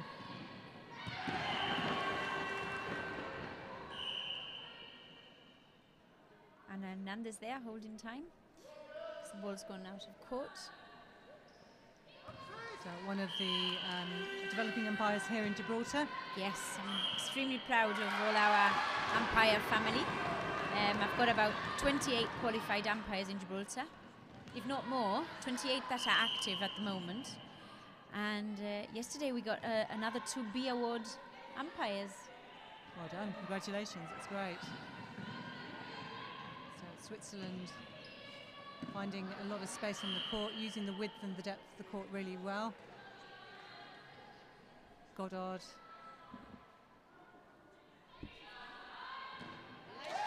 Confident in there. Good travelling support for all these teams. It's great to see family and friends coming supporting the under-17s. Yes, it's lovely to see, and I do hope they get to see a bit of Gibraltar as well. The weather's going to be lovely this weekend, so if they have time. So 6-3, just over 6 minutes to go in this first very competitive game this quarter.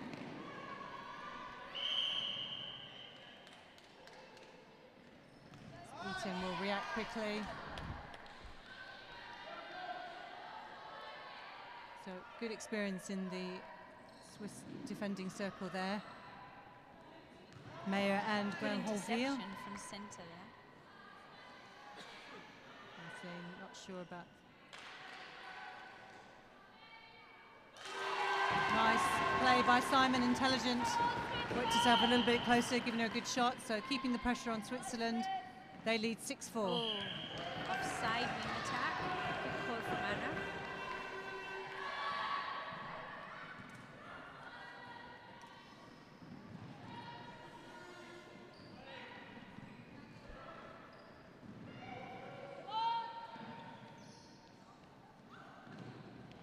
Nice strong pass into the circle edge there. Lovely recovery there. Quick feet by both Mayer and Granholville for Switzerland. Making it very difficult to get that ball into the shooters. Well played there. Good hands on the edge there. That tip by Mackenzie Roida. So a missed opportunity for Republic. Oh, well done. do, but Lovely. great reading by Hayes at the back. Oh, unlucky.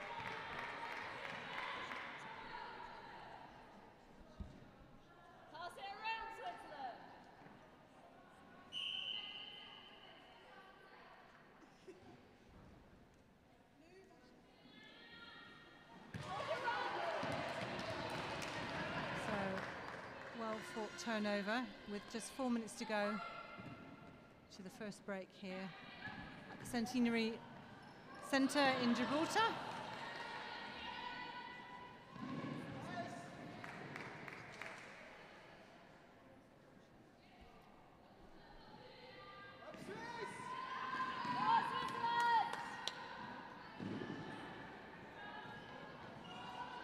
Oh, well read by Simon. Really crucial intercept for them. Switzerland are going to want to get it back. Just calling the players forward.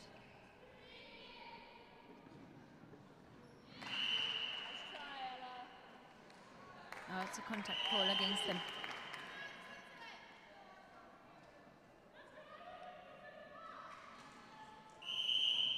There is that balance when you've worked hard to get the ball in the circle, and of course shooters need to be comfortable with their distance. But the minute you pass it out, you've missed an opportunity to shoot on goal. Yeah, that's so true. And that's just what we saw happen there.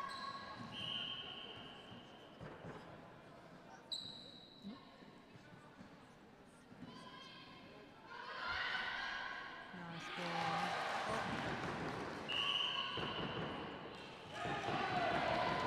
So just that last clinical finish, perhaps missing by both these sides at the moment. 2.5 minutes to go for the end of the quarter, first quarter.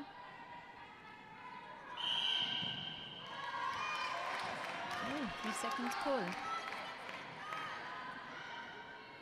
Oh, unlucky. So right idea. Feely could see the space in the circle, but God, I couldn't quite connect. So we've been a few minutes without a goal. Yes, now. it has been. Let's see Really if good. Ireland can get this one in, can get this one Good hands. to their goal, to their shooters. Here we go. Simon, good baseline drive. Puts that critical goal back in. Oh, they've It's actually 6-5 yes, that's to 6-5. Switzerland. We will adjust the score line for you on the screen there in a moment. 6-5, Switzerland leading Republic. That's right.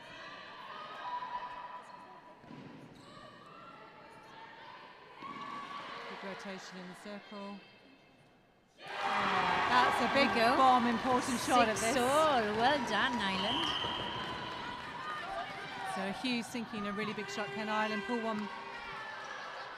Switzerland. Oh, fantastic. Anything you can do, I can do It's as getting well. exciting so Goddard, now, isn't it? 7-6. This is going to be one of those really close games. Oh, I I think, hope Nadine. so. Just a little over a minute to go.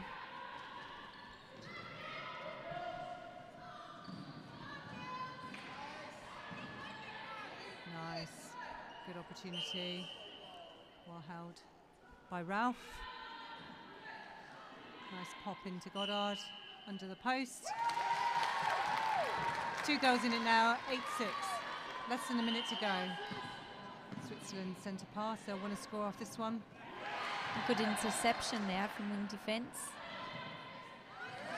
Lovely take by Ralph.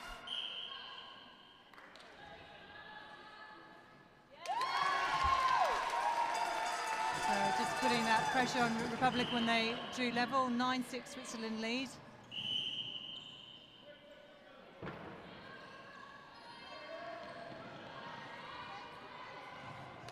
Good pressure again, Swiss defence in there. Can they get the ball out? Are they aware? Just 10 seconds on the clock, plenty of time netball-wise. Lovely play by Switzerland. Oh, and they can!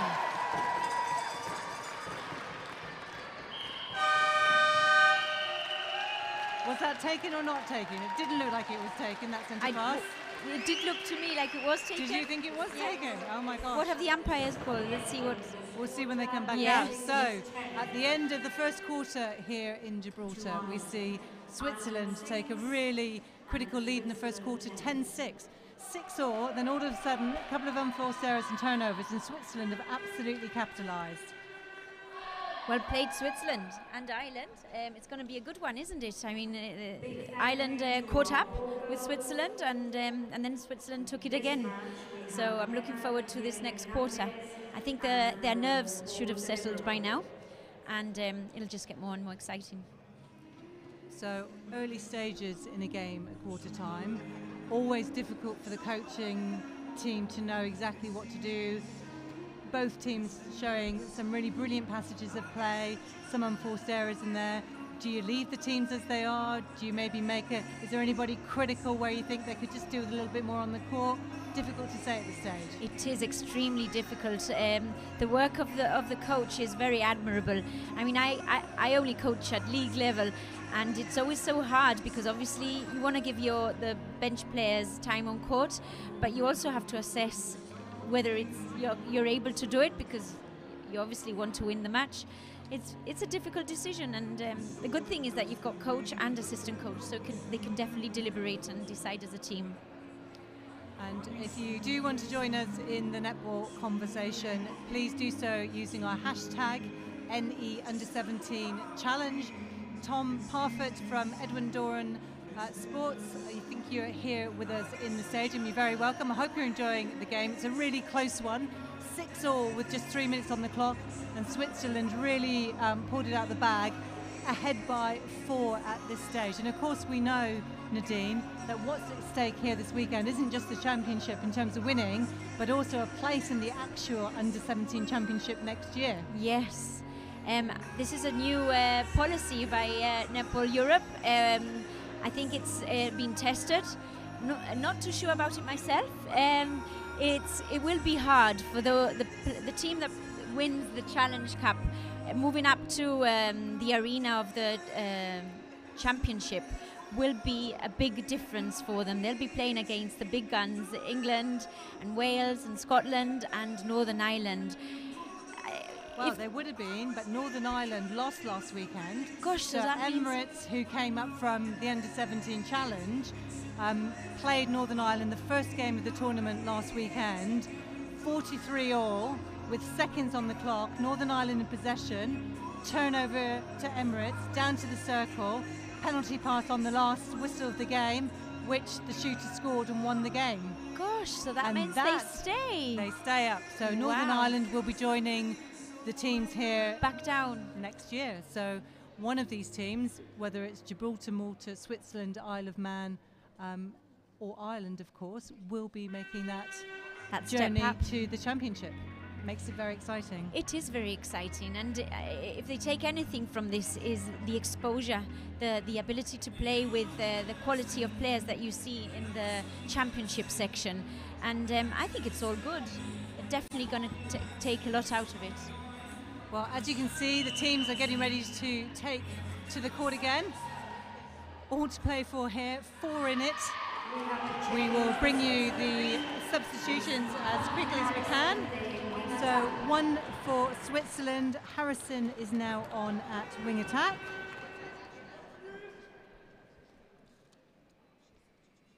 We hand over to Anna Hernandez. Republic of Ireland centre pass, so you're right, that centre pass was taken. There is something there about just being aware of that, isn't there, as a centre court player, visually holding on to it? Yeah, visually it's a snapshot in your mind of what just happened, and yeah, to my mind it was taken. Well, who are we to argue with an international umpire here? Well, I'm not yet international, talent identified. I'm 2 years into my 4-year period as a talent identified umpire. But yes, hoping to gain this prestigious level. Well, as always, we wish you all the best in that and look forward to seeing your continued progress and your continued success, Nadine. Thank you so much. So Switzerland leading Republic of Ireland 10-6 in what was a really close nail-biting first quarter. It was, yes. Let's see what they show us on court now. So Hughes with the long shot, pulls one back, 3 in it.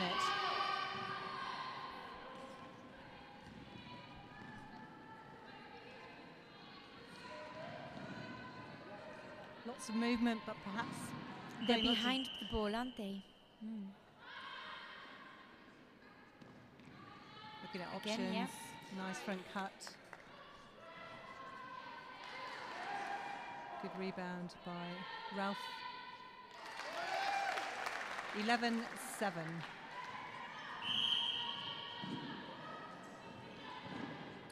Nice transition play there, very strong.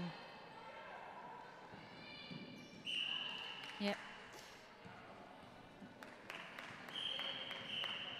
So I think it was contact called She against just Simon. pushed off as she tried to get into a space, and the umpire saw it. So better defensively, better defensive pressure by Republic of Ireland. Yes, they've come in strong, haven't they? There we go, good turnover. So Switzerland Well needs to do the same.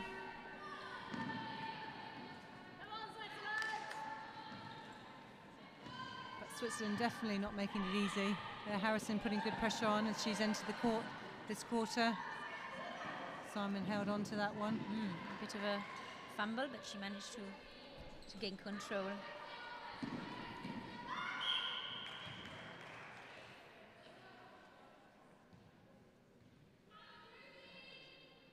So Hughes under the post.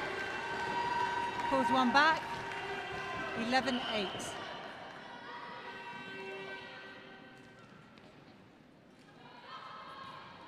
Oh, good tip there by Hart.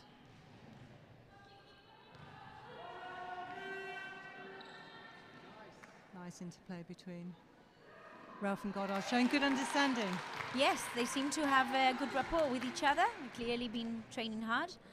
And, yep, nice passes into the circle.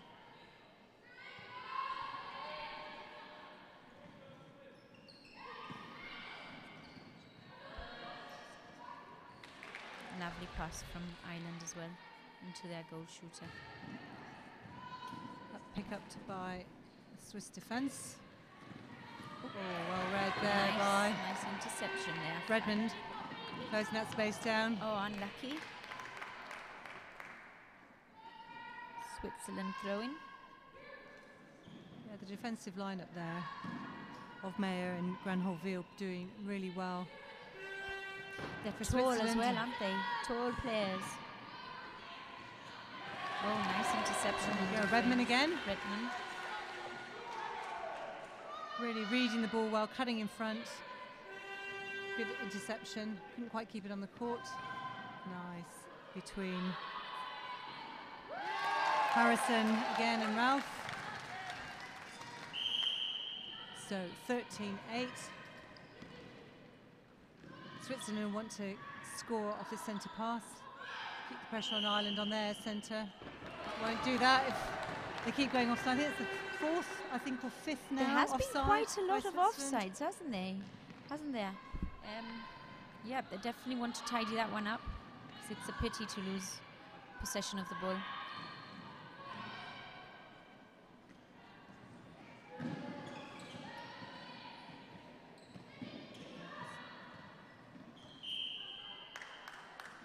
Switzerland competing for every ball, putting pressure on every pass. Good play by Ireland. That's Simon, their captain. 4 in it, 39. From a coaching perspective, just not scoring off your centre pass just doesn't allow you to get that momentum and that rhythm in place. And Ireland have lost the centre pass again, so we just keep going end to end at this moment in time. I've heard many coaches saying netball's a simple game, score off your centre pass and disrupt one or two of the oppositions and you've won the game. And you've won the game. Does make sense, complete sense, yes. So 14-10. Switzerland in the lead. Oh, good interception. In defence again. Mackenzie Roeder really putting pressure. Nice intelligent play, looking for the options. Not going to find it there. Nice hands. Hart was across the top of the circle.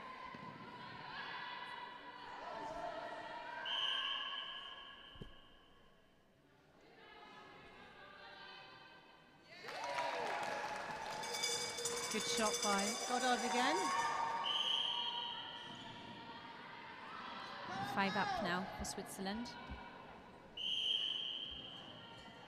Oh, and another offside. Gosh.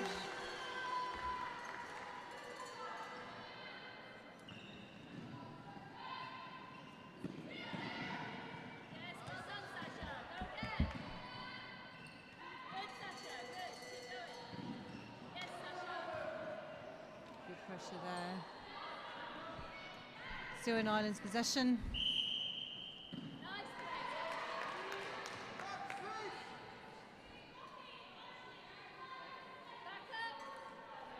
So nearly halfway through the second quarter. Very close here. 5-4 this quarter at the moment, so nothing to choose between the two sides. The valuable ball by the Swiss, 16-10. They lead. Footwork call.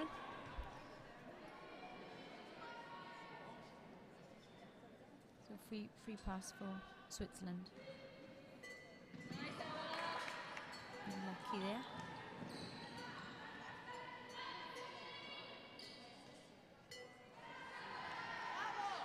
And really strong on the rebounds in there. They are. The Swiss defensive pair. And replayed ball. She did. And the Swiss reacted quickest. Unlucky. Rebound. That takes the lead now for Switzerland to 7, playing Republic of Ireland 10.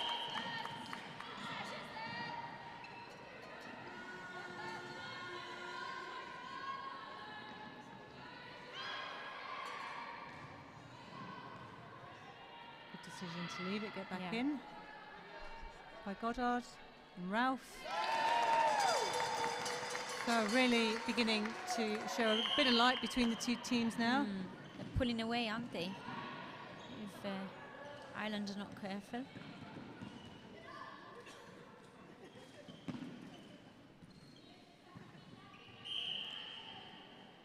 Just got to watch the distance in there. Simon immediately looking to pass. Interestingly, didn't look to be threatening a shot at all, and it's interesting to see, you know, there's sort of tactics, isn't there, about making sure whenever you've got the ball as a shooter, you look at the post, even if you intend to pass. Just make sure the defence think you're going to shoot, keeps the options open. That's a good tactic, Lynn. Is that from you were a shooter yourself, weren't you? A long time A ago, long time ago. It is the thing that I was taught by some really good coaches, and I'm sure there are other shooters and coaches out there as well. You immediately get the ball, you threaten the shot, because it gets the defence working. Makes the defender step back, and then if you do want to pass, you've got that little bit more space and then. But if defenders start to think you're not going to shoot, then the psychological advantage comes into the game. They have as well. one upper on you, don't they? They've done their job. Stopped you shooting. So great. Drive through that post, finding space. 19-11. Switzerland lead Republic of Ireland. 5 minutes left to go until half time. So I think we'll see potentially one team quite happy with their play in the second quarter, one team perhaps not. Oh, unlucky. Good rebound by Simon. Boxing out maybe Swiss defence a little bit more clinically.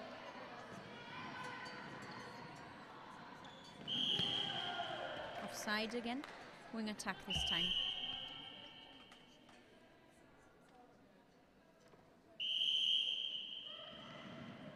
Nice quick pass from the Swiss team into their good goal attack. Good use of the triangle on the top of the circle there. Quick feed. 20 plays 12.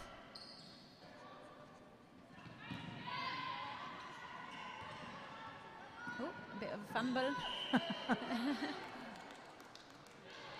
Ireland's ball.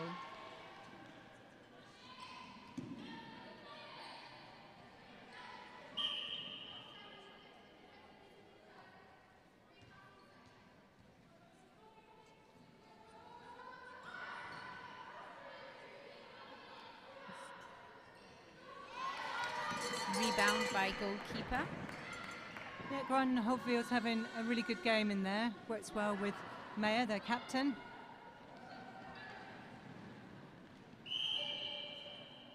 Yeah, a bit of a late takeoff. It was, yes, definitely. So Northern Ireland get another chance. Close the gap. Anna setting the penalty. And another replayed ball.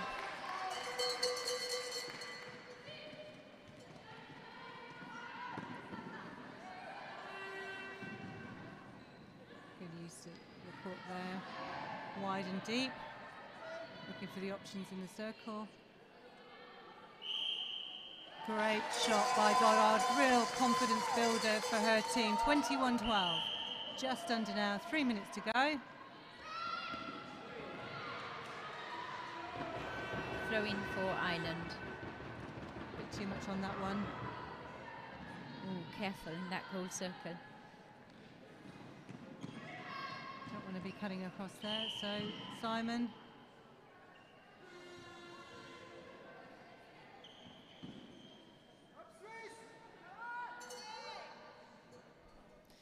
Nice pass to the goal attack to Simon.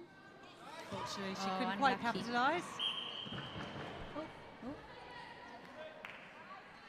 I think we both spotted the ribbon there, didn't we? Yeah, I wasn't quite sure what that was. I thought it was a headband. Nice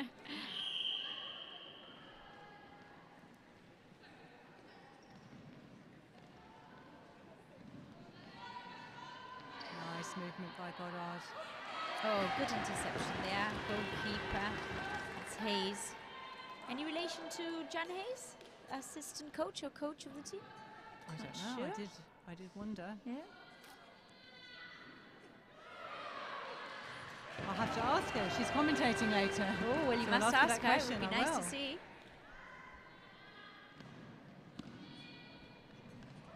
So interestingly, if you look at the world rankings, latest INF rankings, now of course there isn't rankings at this level, it's all based on Of course, the on open the national squad, and yeah. the national squads, which are different, but Ireland are ranked 20th in the world, Gibraltar 31 and Switzerland 38, interestingly. It's very interesting, and to see what's happening now at the under-17s, I wonder if it will be an indication of things to come for our national squads. Exactly. Definitely keep netball exciting for us. Yeah, so that was a great interception by Harrison. They couldn't quite capitalise on it, Switzerland. 1 minute to go to half time.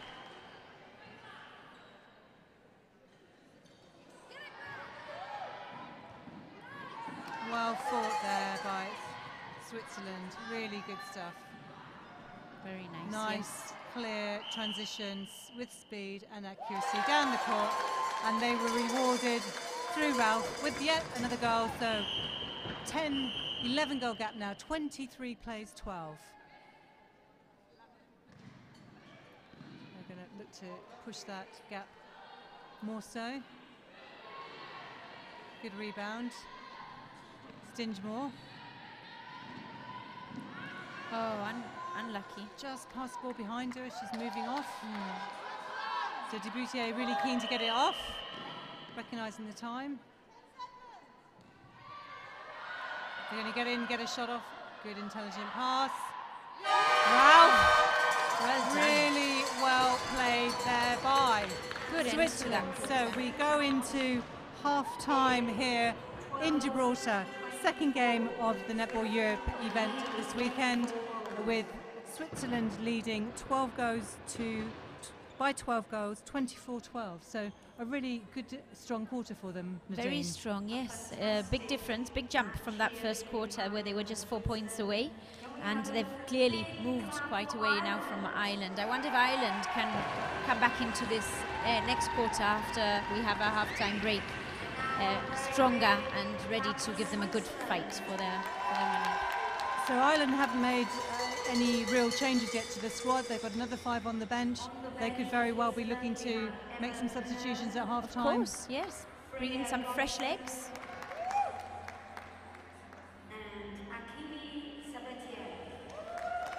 So both teams recovering. We hope to bring you some replays just shortly from this really exciting first quarter. Some really good passages of play from both sides. I think Switzerland have settled better into the game initially. Ireland have it all to do now in the second half.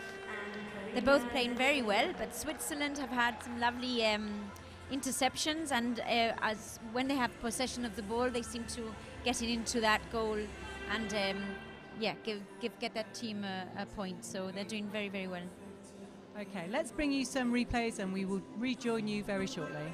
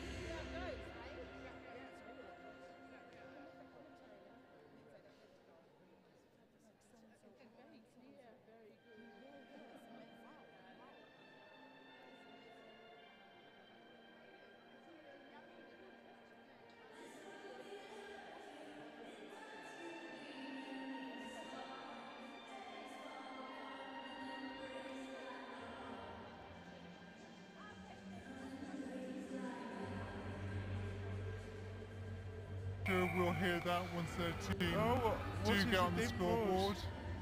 They brought some drums or something, have they? So I hope you're enjoying the match here at the Centenary venue in Gibraltar. Second game of the day, Netball Europe U17 Challenge, with the Swiss side taking a 24-12 lead over Ireland. Bryony Ravino, Gibraltar captain, delighted to have you with us here at half-time. Thank you, it's a pleasure to be here.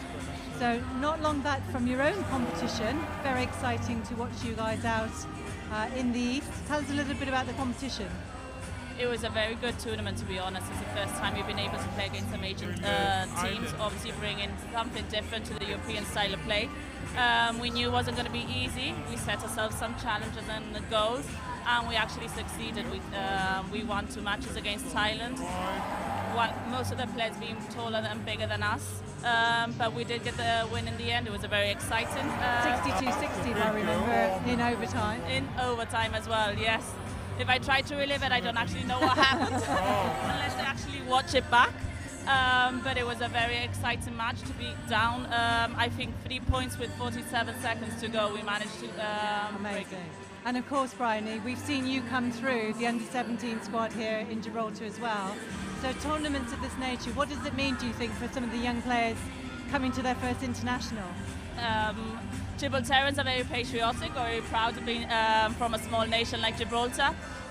The girls, I've been working alongside the girls and helping them. They've been so keen to step up their play and take advice from any senior member.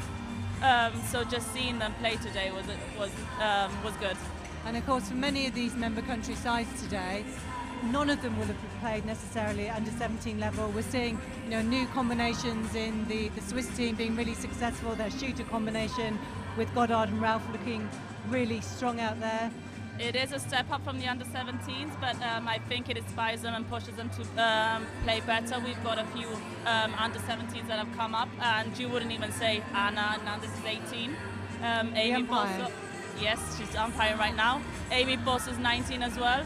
So I think for anyone in that situation, you want to play for the senior squad. So just having these opportunities are great. So I know you're going to join me in the comms box later this weekend. We look forward to hearing from you, and well done again. Really proud that you won the bronze medal out in the recent competition in Hong Kong. Thank you, and a pleasure to be with you. Thank you. So the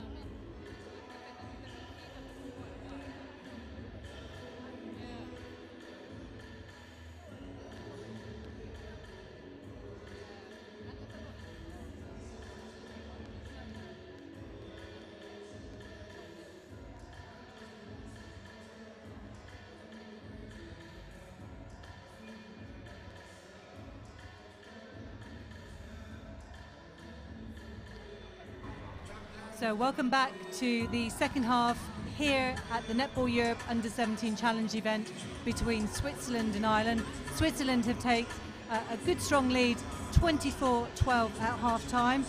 We are aware, Nadine, that Ireland have made some substitutions, so Hart will be coming out at wing attack, Redmond moves to centre, and Morgan is in at wing defence. Perhaps not surprising to see those changes? Yeah, the coaching team obviously want to see what they can do to bring up their score, so hopefully this will make an impact on their game. And let's see if they come in strong.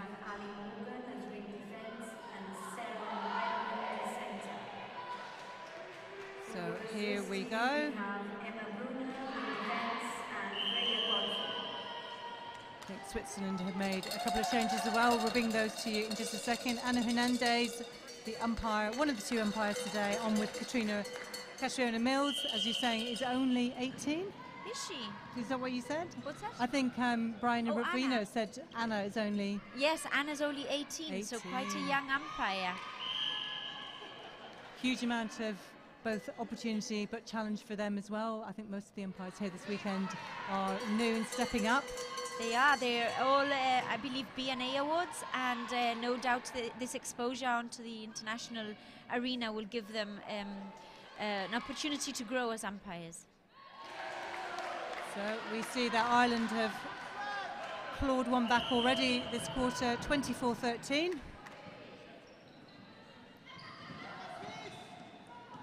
Nice front drive there by Harrison, very strong in the last quarter. Lovely long shot by Ralph.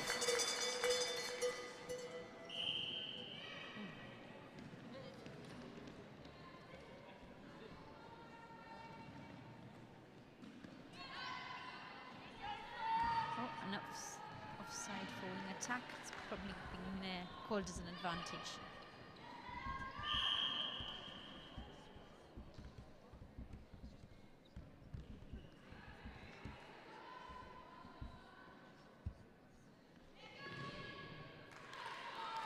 Good hold by Simon. Well done, Ireland. So strongest start this quarter, 25-14, 2-1-2 Republic. Very early stages in this game, in this quarter.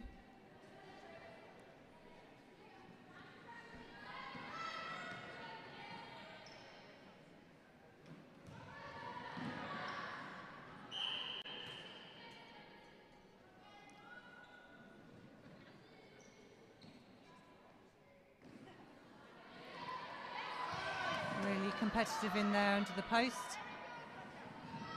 Nice 1-2. Again, 26 now at 14, so 12 still the gap from half time. Let's see if they can hold on to that gap and not make it wider. That's really good defending there. Well done, Simon. Oh, unlucky. Goal shooter's turn. Hughes couldn't quite land that ball. So Grand Hoville will have the ball, bring it out for Switzerland. Oh. Just a bit, oh dear, not quite not making those passes cleanly. No. A little bit of airtime on them, perhaps a bit more direction needed.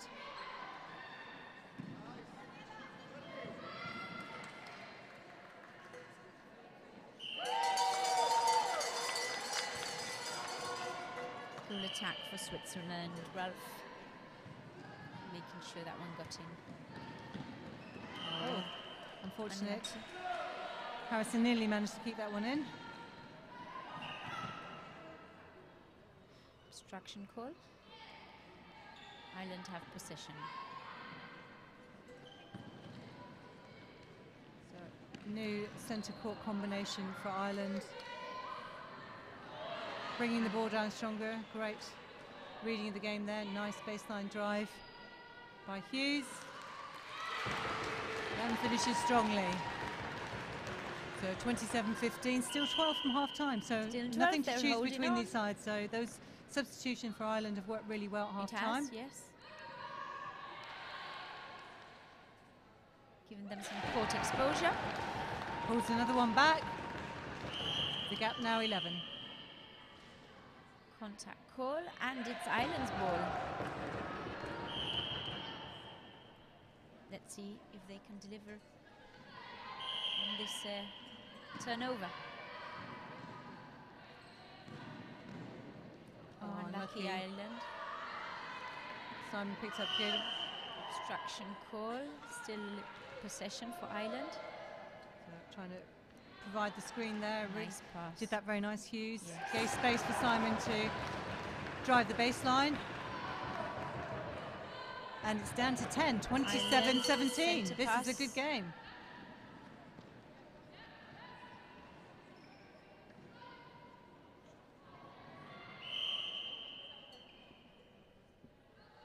So penalty opportunity for Simon. Good rebound. Back to Ireland possession.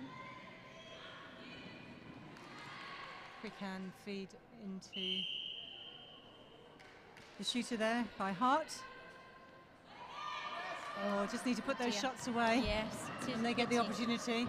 They'd have pulled it back to 9. So Ireland again. Let's see.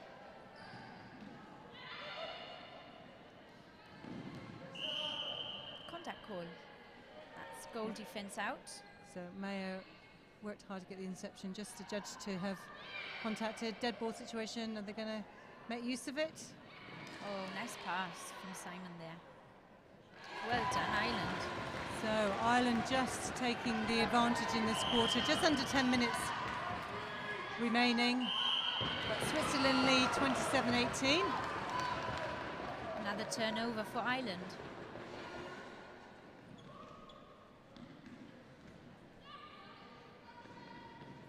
She's free. Oh, well done, goal reading shooter. of the ball. That's Hughes. So 18-27. And centre pass for Ireland. 7-3. Ireland are leading this quarter at this moment in time. So their change has been effective. Extremely effective. Oh, unlucky.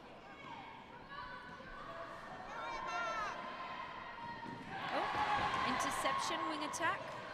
So interestingly, the two changes Switzerland made at half-time, bringing Brenner on at wing defence and Edson at goalkeeper, maybe just taking a little bit of time to settle in there, and in the meantime, that effective working combination of Hughes and Simon and Hart out at wing attack taking advantage? Yes, definitely. Their attack seems to be, they've come on much stronger now, and it's evident from the score. So 27 plays 20. That 12-goal gap now down to 7. And not yet halfway through this first quarter. Unlucky. Replay by Goddard. Didn't quite have possession of the ball.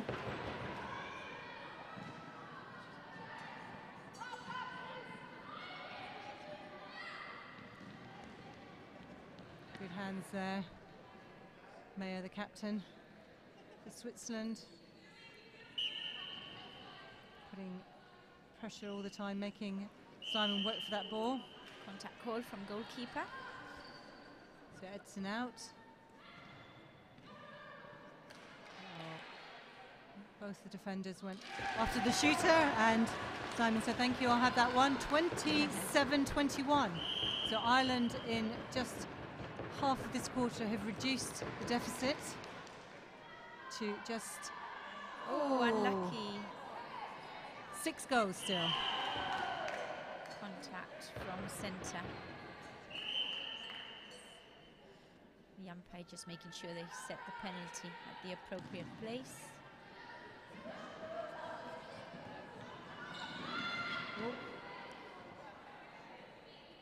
So Ralph.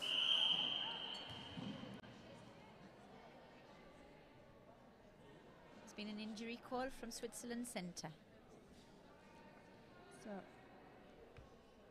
hopefully she'll be okay as she goes off. I think she did take a bit of a nasty tumble just behind the sight of the camera. We saw her go down just in the not sure the goal what third. happened, but she seems to be just holding on to her ankle ever so slightly. And hopefully she'll be all right. Let's hope so. Goddard stayed focused there. Made sure Switzerland now not 278. 28. Oh, plays 21. I think that's a little bit. Great move again by Ralph. Football call there from Anna. Unfortunate. It's getting very exciting, isn't it, Lynn? It sure is, Nadine. 7 points away. Minutes remaining until three-quarter time. We really have a game on our hands here.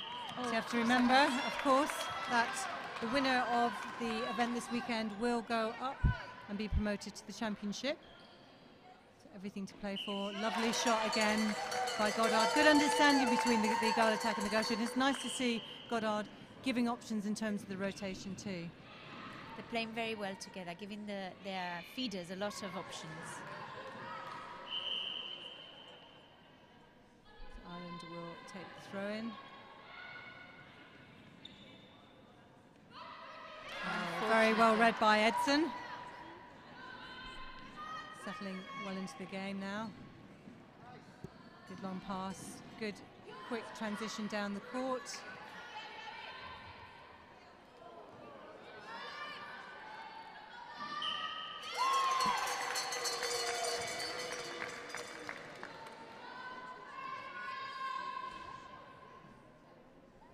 Centre pass for Switzerland. So Harrison gets their centre pass underway. Nice strong pass into the circle. Again, Switzerland pulling away a bit again. so 31-10, that difference between the two teams now back up into double figures. 31 playing 21. Great vision, finding Simon unmarked on the baseline.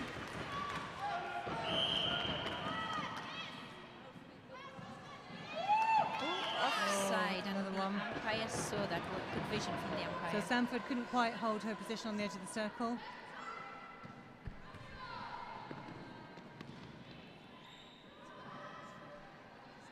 Nice pass from Simon again to her goal shooter. Great Hughes. shot again by Hughes. 31-23, 8 in it. Ireland centre pass.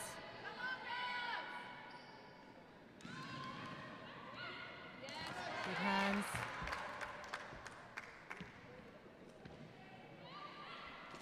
By Brenner, a wing defence for Switzerland. Nice pass into that space. 31-24.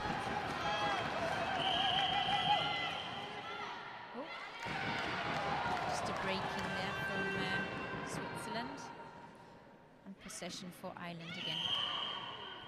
Contact call. Yeah, good pressure there from Sanford for Switzerland. Forcing a turnover, which they're quick to capitalise on.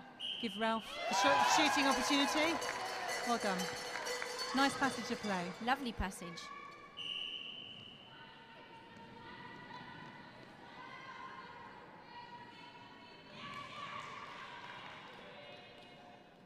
Not quite ready to put that one up. Oh, unlucky. Oh. Throw in for Ireland. So working hard for the shooting opportunities.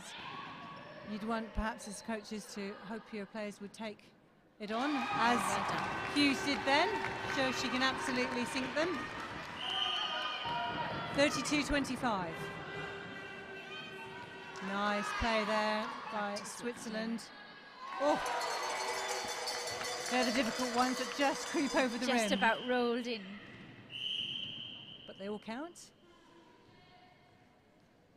Another contact call. Ireland have possession.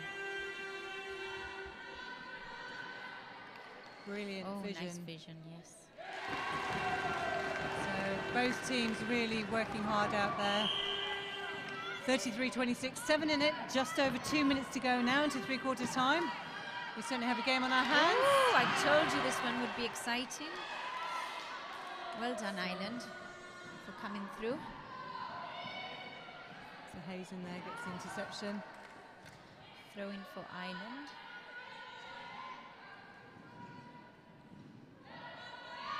Looking for options. Good pressure there by Switzerland. You could see they'd shut down all the angles off that pass really effectively.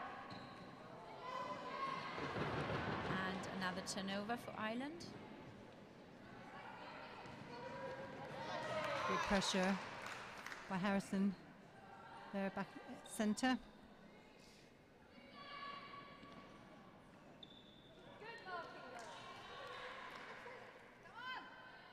Well done. Well done. Simon scores again. Two captains working effectively for their teams. Good choice there. Unlucky. Good rebound position. Oh, and another interception. Well done, Ireland. Nice quick release. Find Hughes under the post. 28-33. So it's down to 5 with just over 30 seconds to go. Can Switzerland pull one back? Ralph shows she absolutely can. 34-28. What a game. It's going to be so an exciting. fourth quarter, isn't it? And is that time? No, just So Ireland calling for the ball. Umpires will hold time.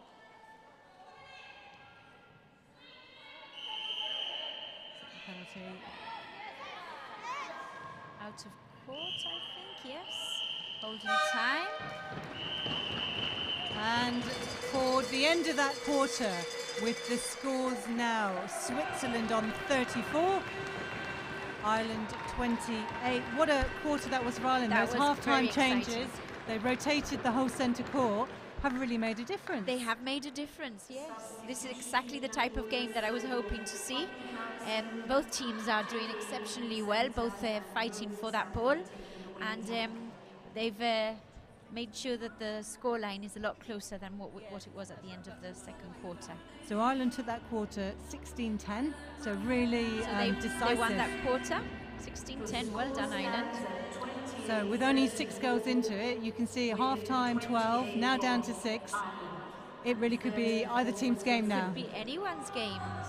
Do you think it's going to come down to which team holds their nerves, Nadine? Possibly. Yep, let's see what they show us on court now. I would assume that Ireland is feeling strong now because they've proved to themselves that they can do it, that they can make sure that they give Switzerland a good fight. And let's just hope that Switzerland can also keep up and make sure they get their goals scored. So we just saw a really exciting quarter here in the second game this weekend. Don't forget, we have 2 more games to bring you live later on this afternoon. Isle of Man take on Malta at 4:30 local time, and Gibraltar against Switzerland at 6:30. So another 2 exciting games later on. Very exciting, yes. Definitely looking forward to the Gibraltar versus Switzerland. I'll be up on the stands for that one. And of course, because we're playing more than one game in a day, so today Malta have 2 games, Switzerland have 2 games, and Gibraltar. Turn of Ireland tomorrow, they'll play 2 games tomorrow, as will Isle of Man. So not only are these players being asked to come out and perform internationally, but they're being asked to come and play twice in a day. So challenging for them, challenging for the coaching staff. Exactly, yes. No doubt they'll be tired, physically and mentally. But that's the way the rotation works, and they have to prove themselves on court. So, yeah, it'll be a tough one. Gibraltar, Switzerland, but they're going to have to prove themselves. So if you're enjoying the netball this weekend so far down here in Gibraltar, send us a message, use our hashtag NE17 challenge, and we would love to hear from you. Really exciting out there on the court, and of course somebody will also emerge as player of the tournament this weekend. The coaches of one team nominate the player of the opposition they feel is strongest. Goes to our appeals panel, and then the player who's literally been voted with the most nominations is announced on Sunday as player of the tournament. So all really exciting. Very exciting for the players.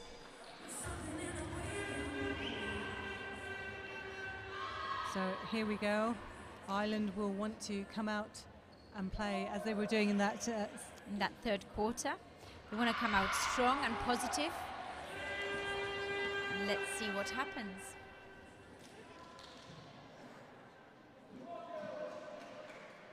So shortly about to get underway as soon as the umpires restart the game.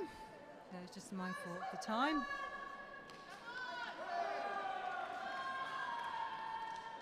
The umpires will definitely go on the whistle, so there they are, getting ready now. Yep, they know the timing. So we see Switzerland have made another couple of substitutions. Godson's on at wing defence, and Granholville is back on at goalkeeper. Switzerland have possession. It's their centre pass. Obstruction call. Good recovery from goal shooter. So Goddard doing her job there, rebounding strongly. Valuable goal for Switzerland, 35-28.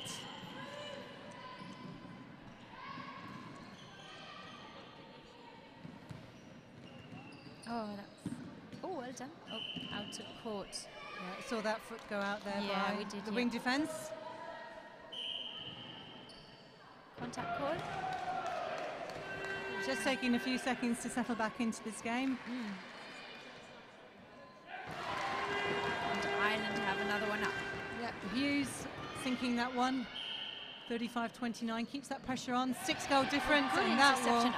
Unlucky she wasn't able to deliver. But it was a very good try. Slightly disappointing in herself, but really good interception and tip. Couldn't quite keep it in the game. Lovely long ball from Meyer, finding Ralph. Turnover. Just not keeping Ireland. possession. Switzerland. Oh, unlucky. Both teams just needing to settle, keep the possession. Look at the options. Lovely choice under the post. And Simon gets it in. And now it's 5. 35 plays 30. Switzerland still in the lead, but will be feeling the pressure, no doubt. Right, contact call. Well held by Hughes. Yeah, and Simon comes through. She's done that move very She effectively does, all weekend. Unlucky. Couldn't quite get that shot in, so Switzerland have an opportunity to bring the ball down. Harrison at centre there. Ralph. And Switzerland have delivered. Well done. So their centre pass. 36, I believe. 36 plays 30. Yes.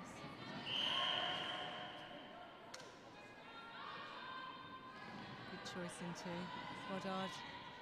She'll put it up.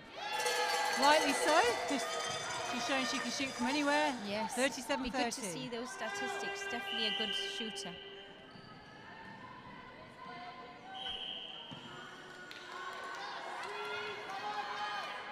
Replayed ball. And Unnecessarily, just another unforced error, unfortunately.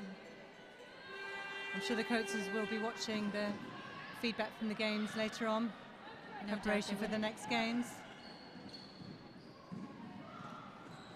Oh, unlucky. Unlucky. Contact call. Yeah, Harrison Another read the lovely game, and beautiful ball into Simon.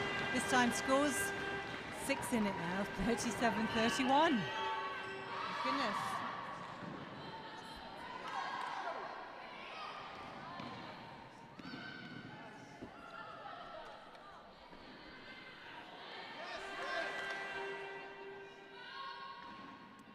Goddard secures it again. So as we keep saying, it is very close here in this game. Ireland against Switzerland. Switzerland leading 38-31, but number of unforced errors on the court. There's a lot of turnovers, isn't there? There we go. One Just way not and then quite the other. Let's see if settling down. Ireland can keep possession. Nice Better. pass to that goal shooter Hughes. Unlucky. So Switzerland will bring it back down. Sanford at wing attack. Ralph finding Goddard under the post. So this game going slightly more now. 1-2 goals in Switzerland's favour, 39-31. I was just looking at the statistics with Georgia Goddard, who's the goal shooter, being the tallest in her squad, just over 6 foot, 6'1". That high advantage in there, working well from them. 40-31 now. Ireland have really capitalised now. Unlucky. Contact board. Sometimes those dead balls, you want to encourage them to put the shot up. Yes, so turnover, really well played by Switzerland defence. Just making the shooters hesitate, not confident putting the first opportunity up.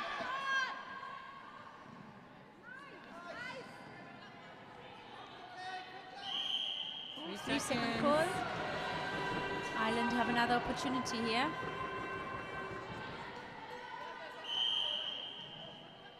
Obstruction call.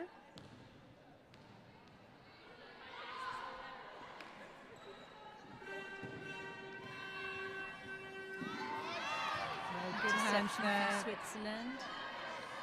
Again, good hands by the two defenders. Good pressure in there. Circle.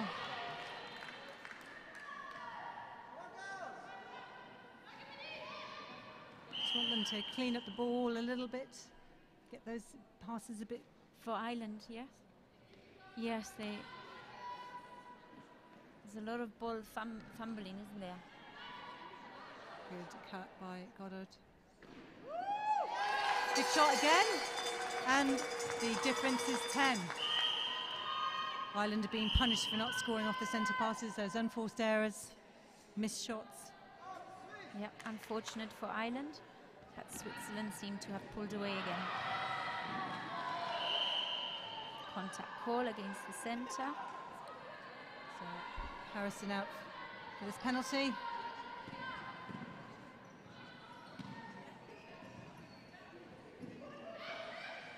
Simon bringing the ball down.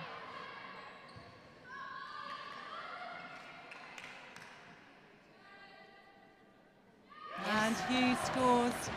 Important goal for Ireland, 41-32. Keeps the pressure on their centre pass.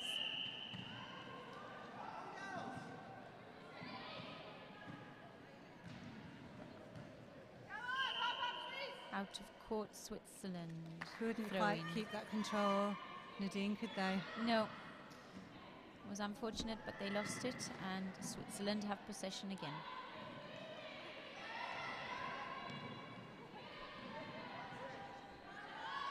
Nice ball in from Ralph to Goddard. 42 plays, 32, halfway through now this last quarter here in this exciting game between Switzerland and Ireland. Nice play.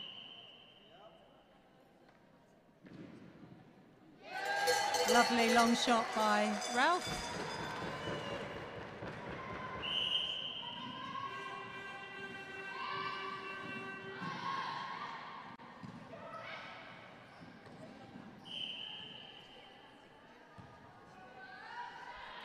Good choice there by Redmond. Yes, lovely lob ball into a goal shooter.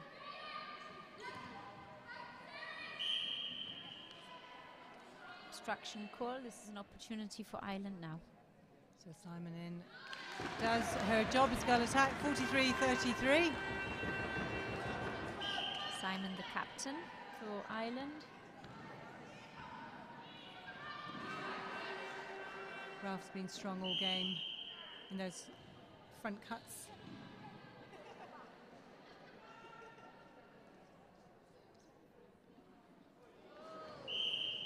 Contact, that's another opportunity, penalty pass. And she delivers. 44 plays 33, 11 goals in it. Just sense that the game's moving in Switzerland's favour. It is, very much so. They've responded well to the pressure of Ireland in that third quarter. They have. They've responded to the changes, and they've proven that they've managed to. Well, they've managed the game. They've managed the changes.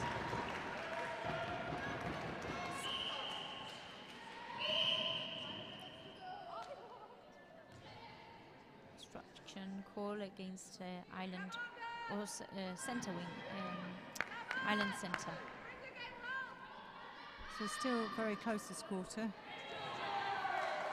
Another Right. turnover. Oops. Footwork call, so Ireland still maintain possession. Harrison fought so hard for that ball. She did, yes. Just didn't quite come out with it. And again, a bit of a fumble. The ball handling, perhaps skills need some work from some of these Need a players. bit of tightening, don't they, with their ball handling skills. Well read. Ron Horville making a great timely interception on behalf of Switzerland back there at goalkeeper. Obstruction call, bringing it into the centre third. Switzerland have possession. Out of court, Ireland throwing.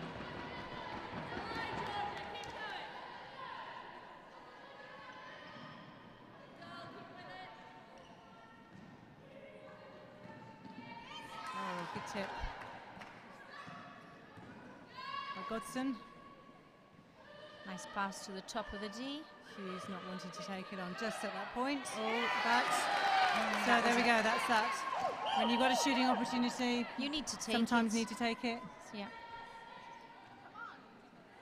Always difficult when games are so close. There's only 10 in it.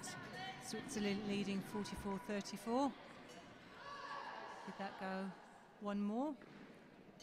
And it can. And Goddard with fantastic shooting statistics, I would think.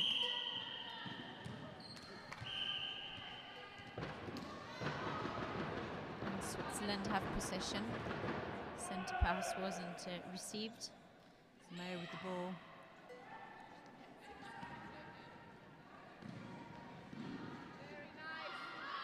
Ralph looking in, Goddard, just can't keep hold Didn't of quite it. keep possession.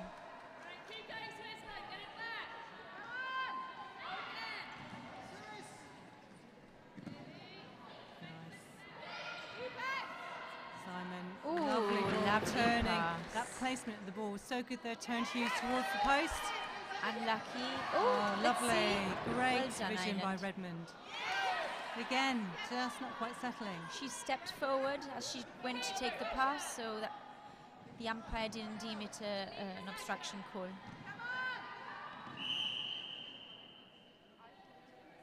So just 3 minutes now left of this game. Switzerland leading 45 to Ireland's 34. This may bring their score to 46, which it does. They'll be feeling a little bit more relaxed perhaps now. Yes, with they will. They've certainly pulled away, haven't they? 46-34, so 12 goals in it. Oops. Can Goddard hold it in? She can. Ralph. Right. Contact call for Switzerland goal attack.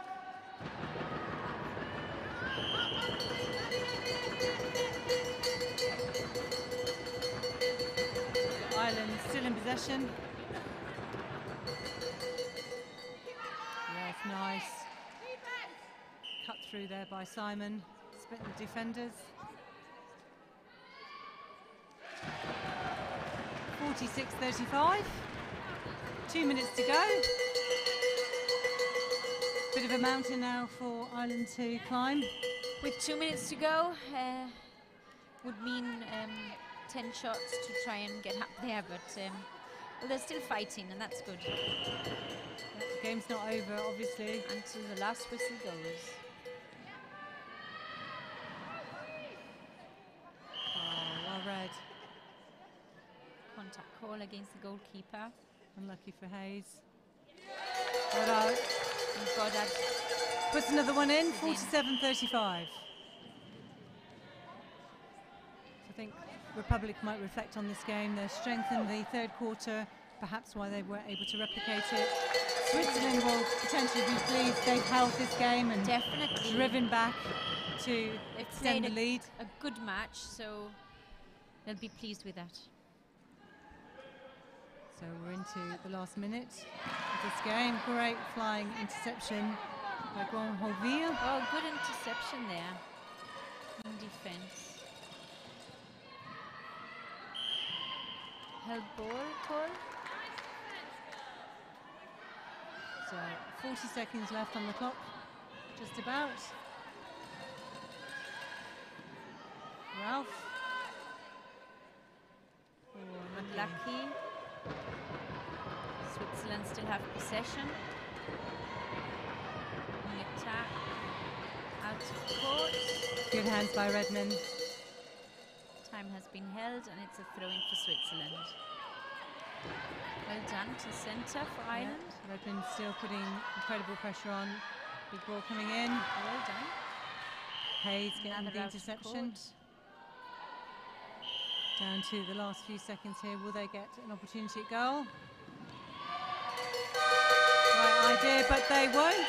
And the game ends with a win for Switzerland. 48 against Republic of Ireland, 35. It's been a tightly contested game this morning. Nadine, thoughts on how the two teams may reflect? It looked like it was going to be a close game, and that third quarter, unfortunately for Ireland, they weren't able to keep up with that scoreline.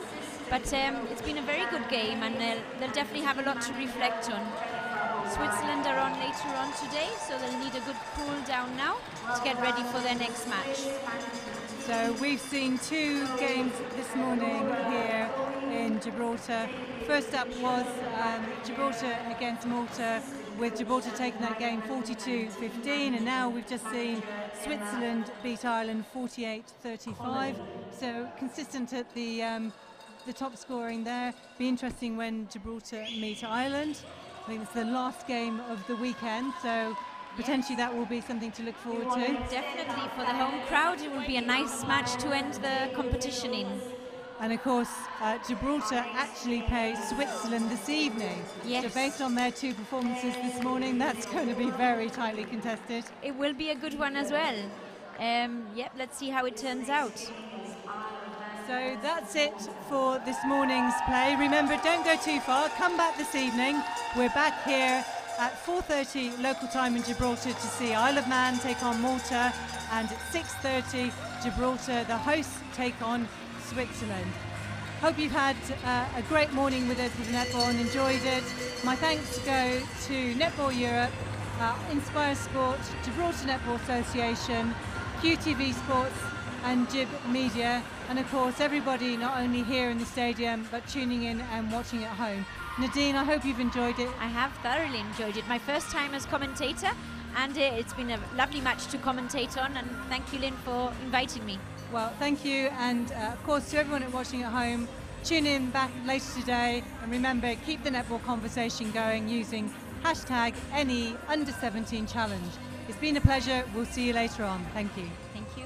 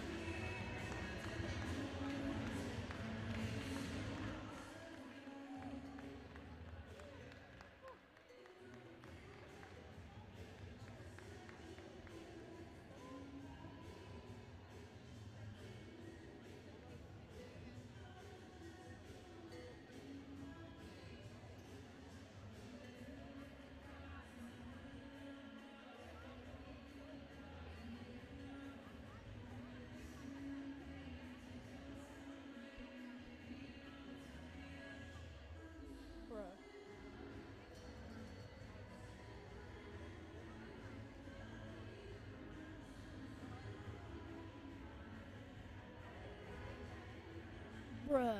Well, you.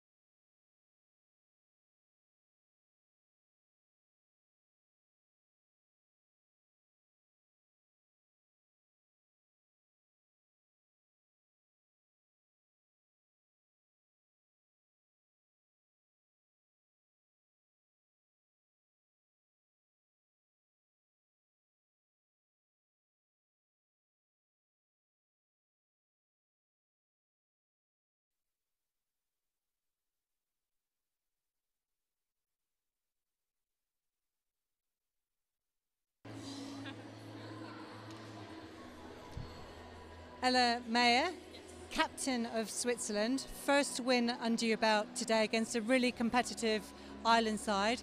How's the team feeling?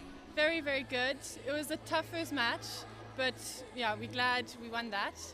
It's always hard the first one because like we have 6 new girls, so it's very hard for them because they've never been under this much pressure, but I think everyone did really well, and so it's really good. And of course, as you're saying, playing at this level for the first time is really challenging. How do you feel coming here, Gibraltar, and actually, you know, the international sort of circumstances of the event?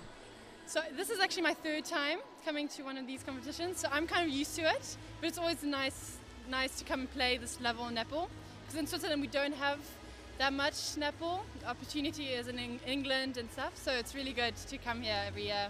And yeah, so this is my last year, so I'm a bit sad, but it's good. Well, there'll be plenty more netball from you in the future, I'm sure. And in that game, we saw you responded really well to the Republic of Ireland challenge in that 3rd quarter.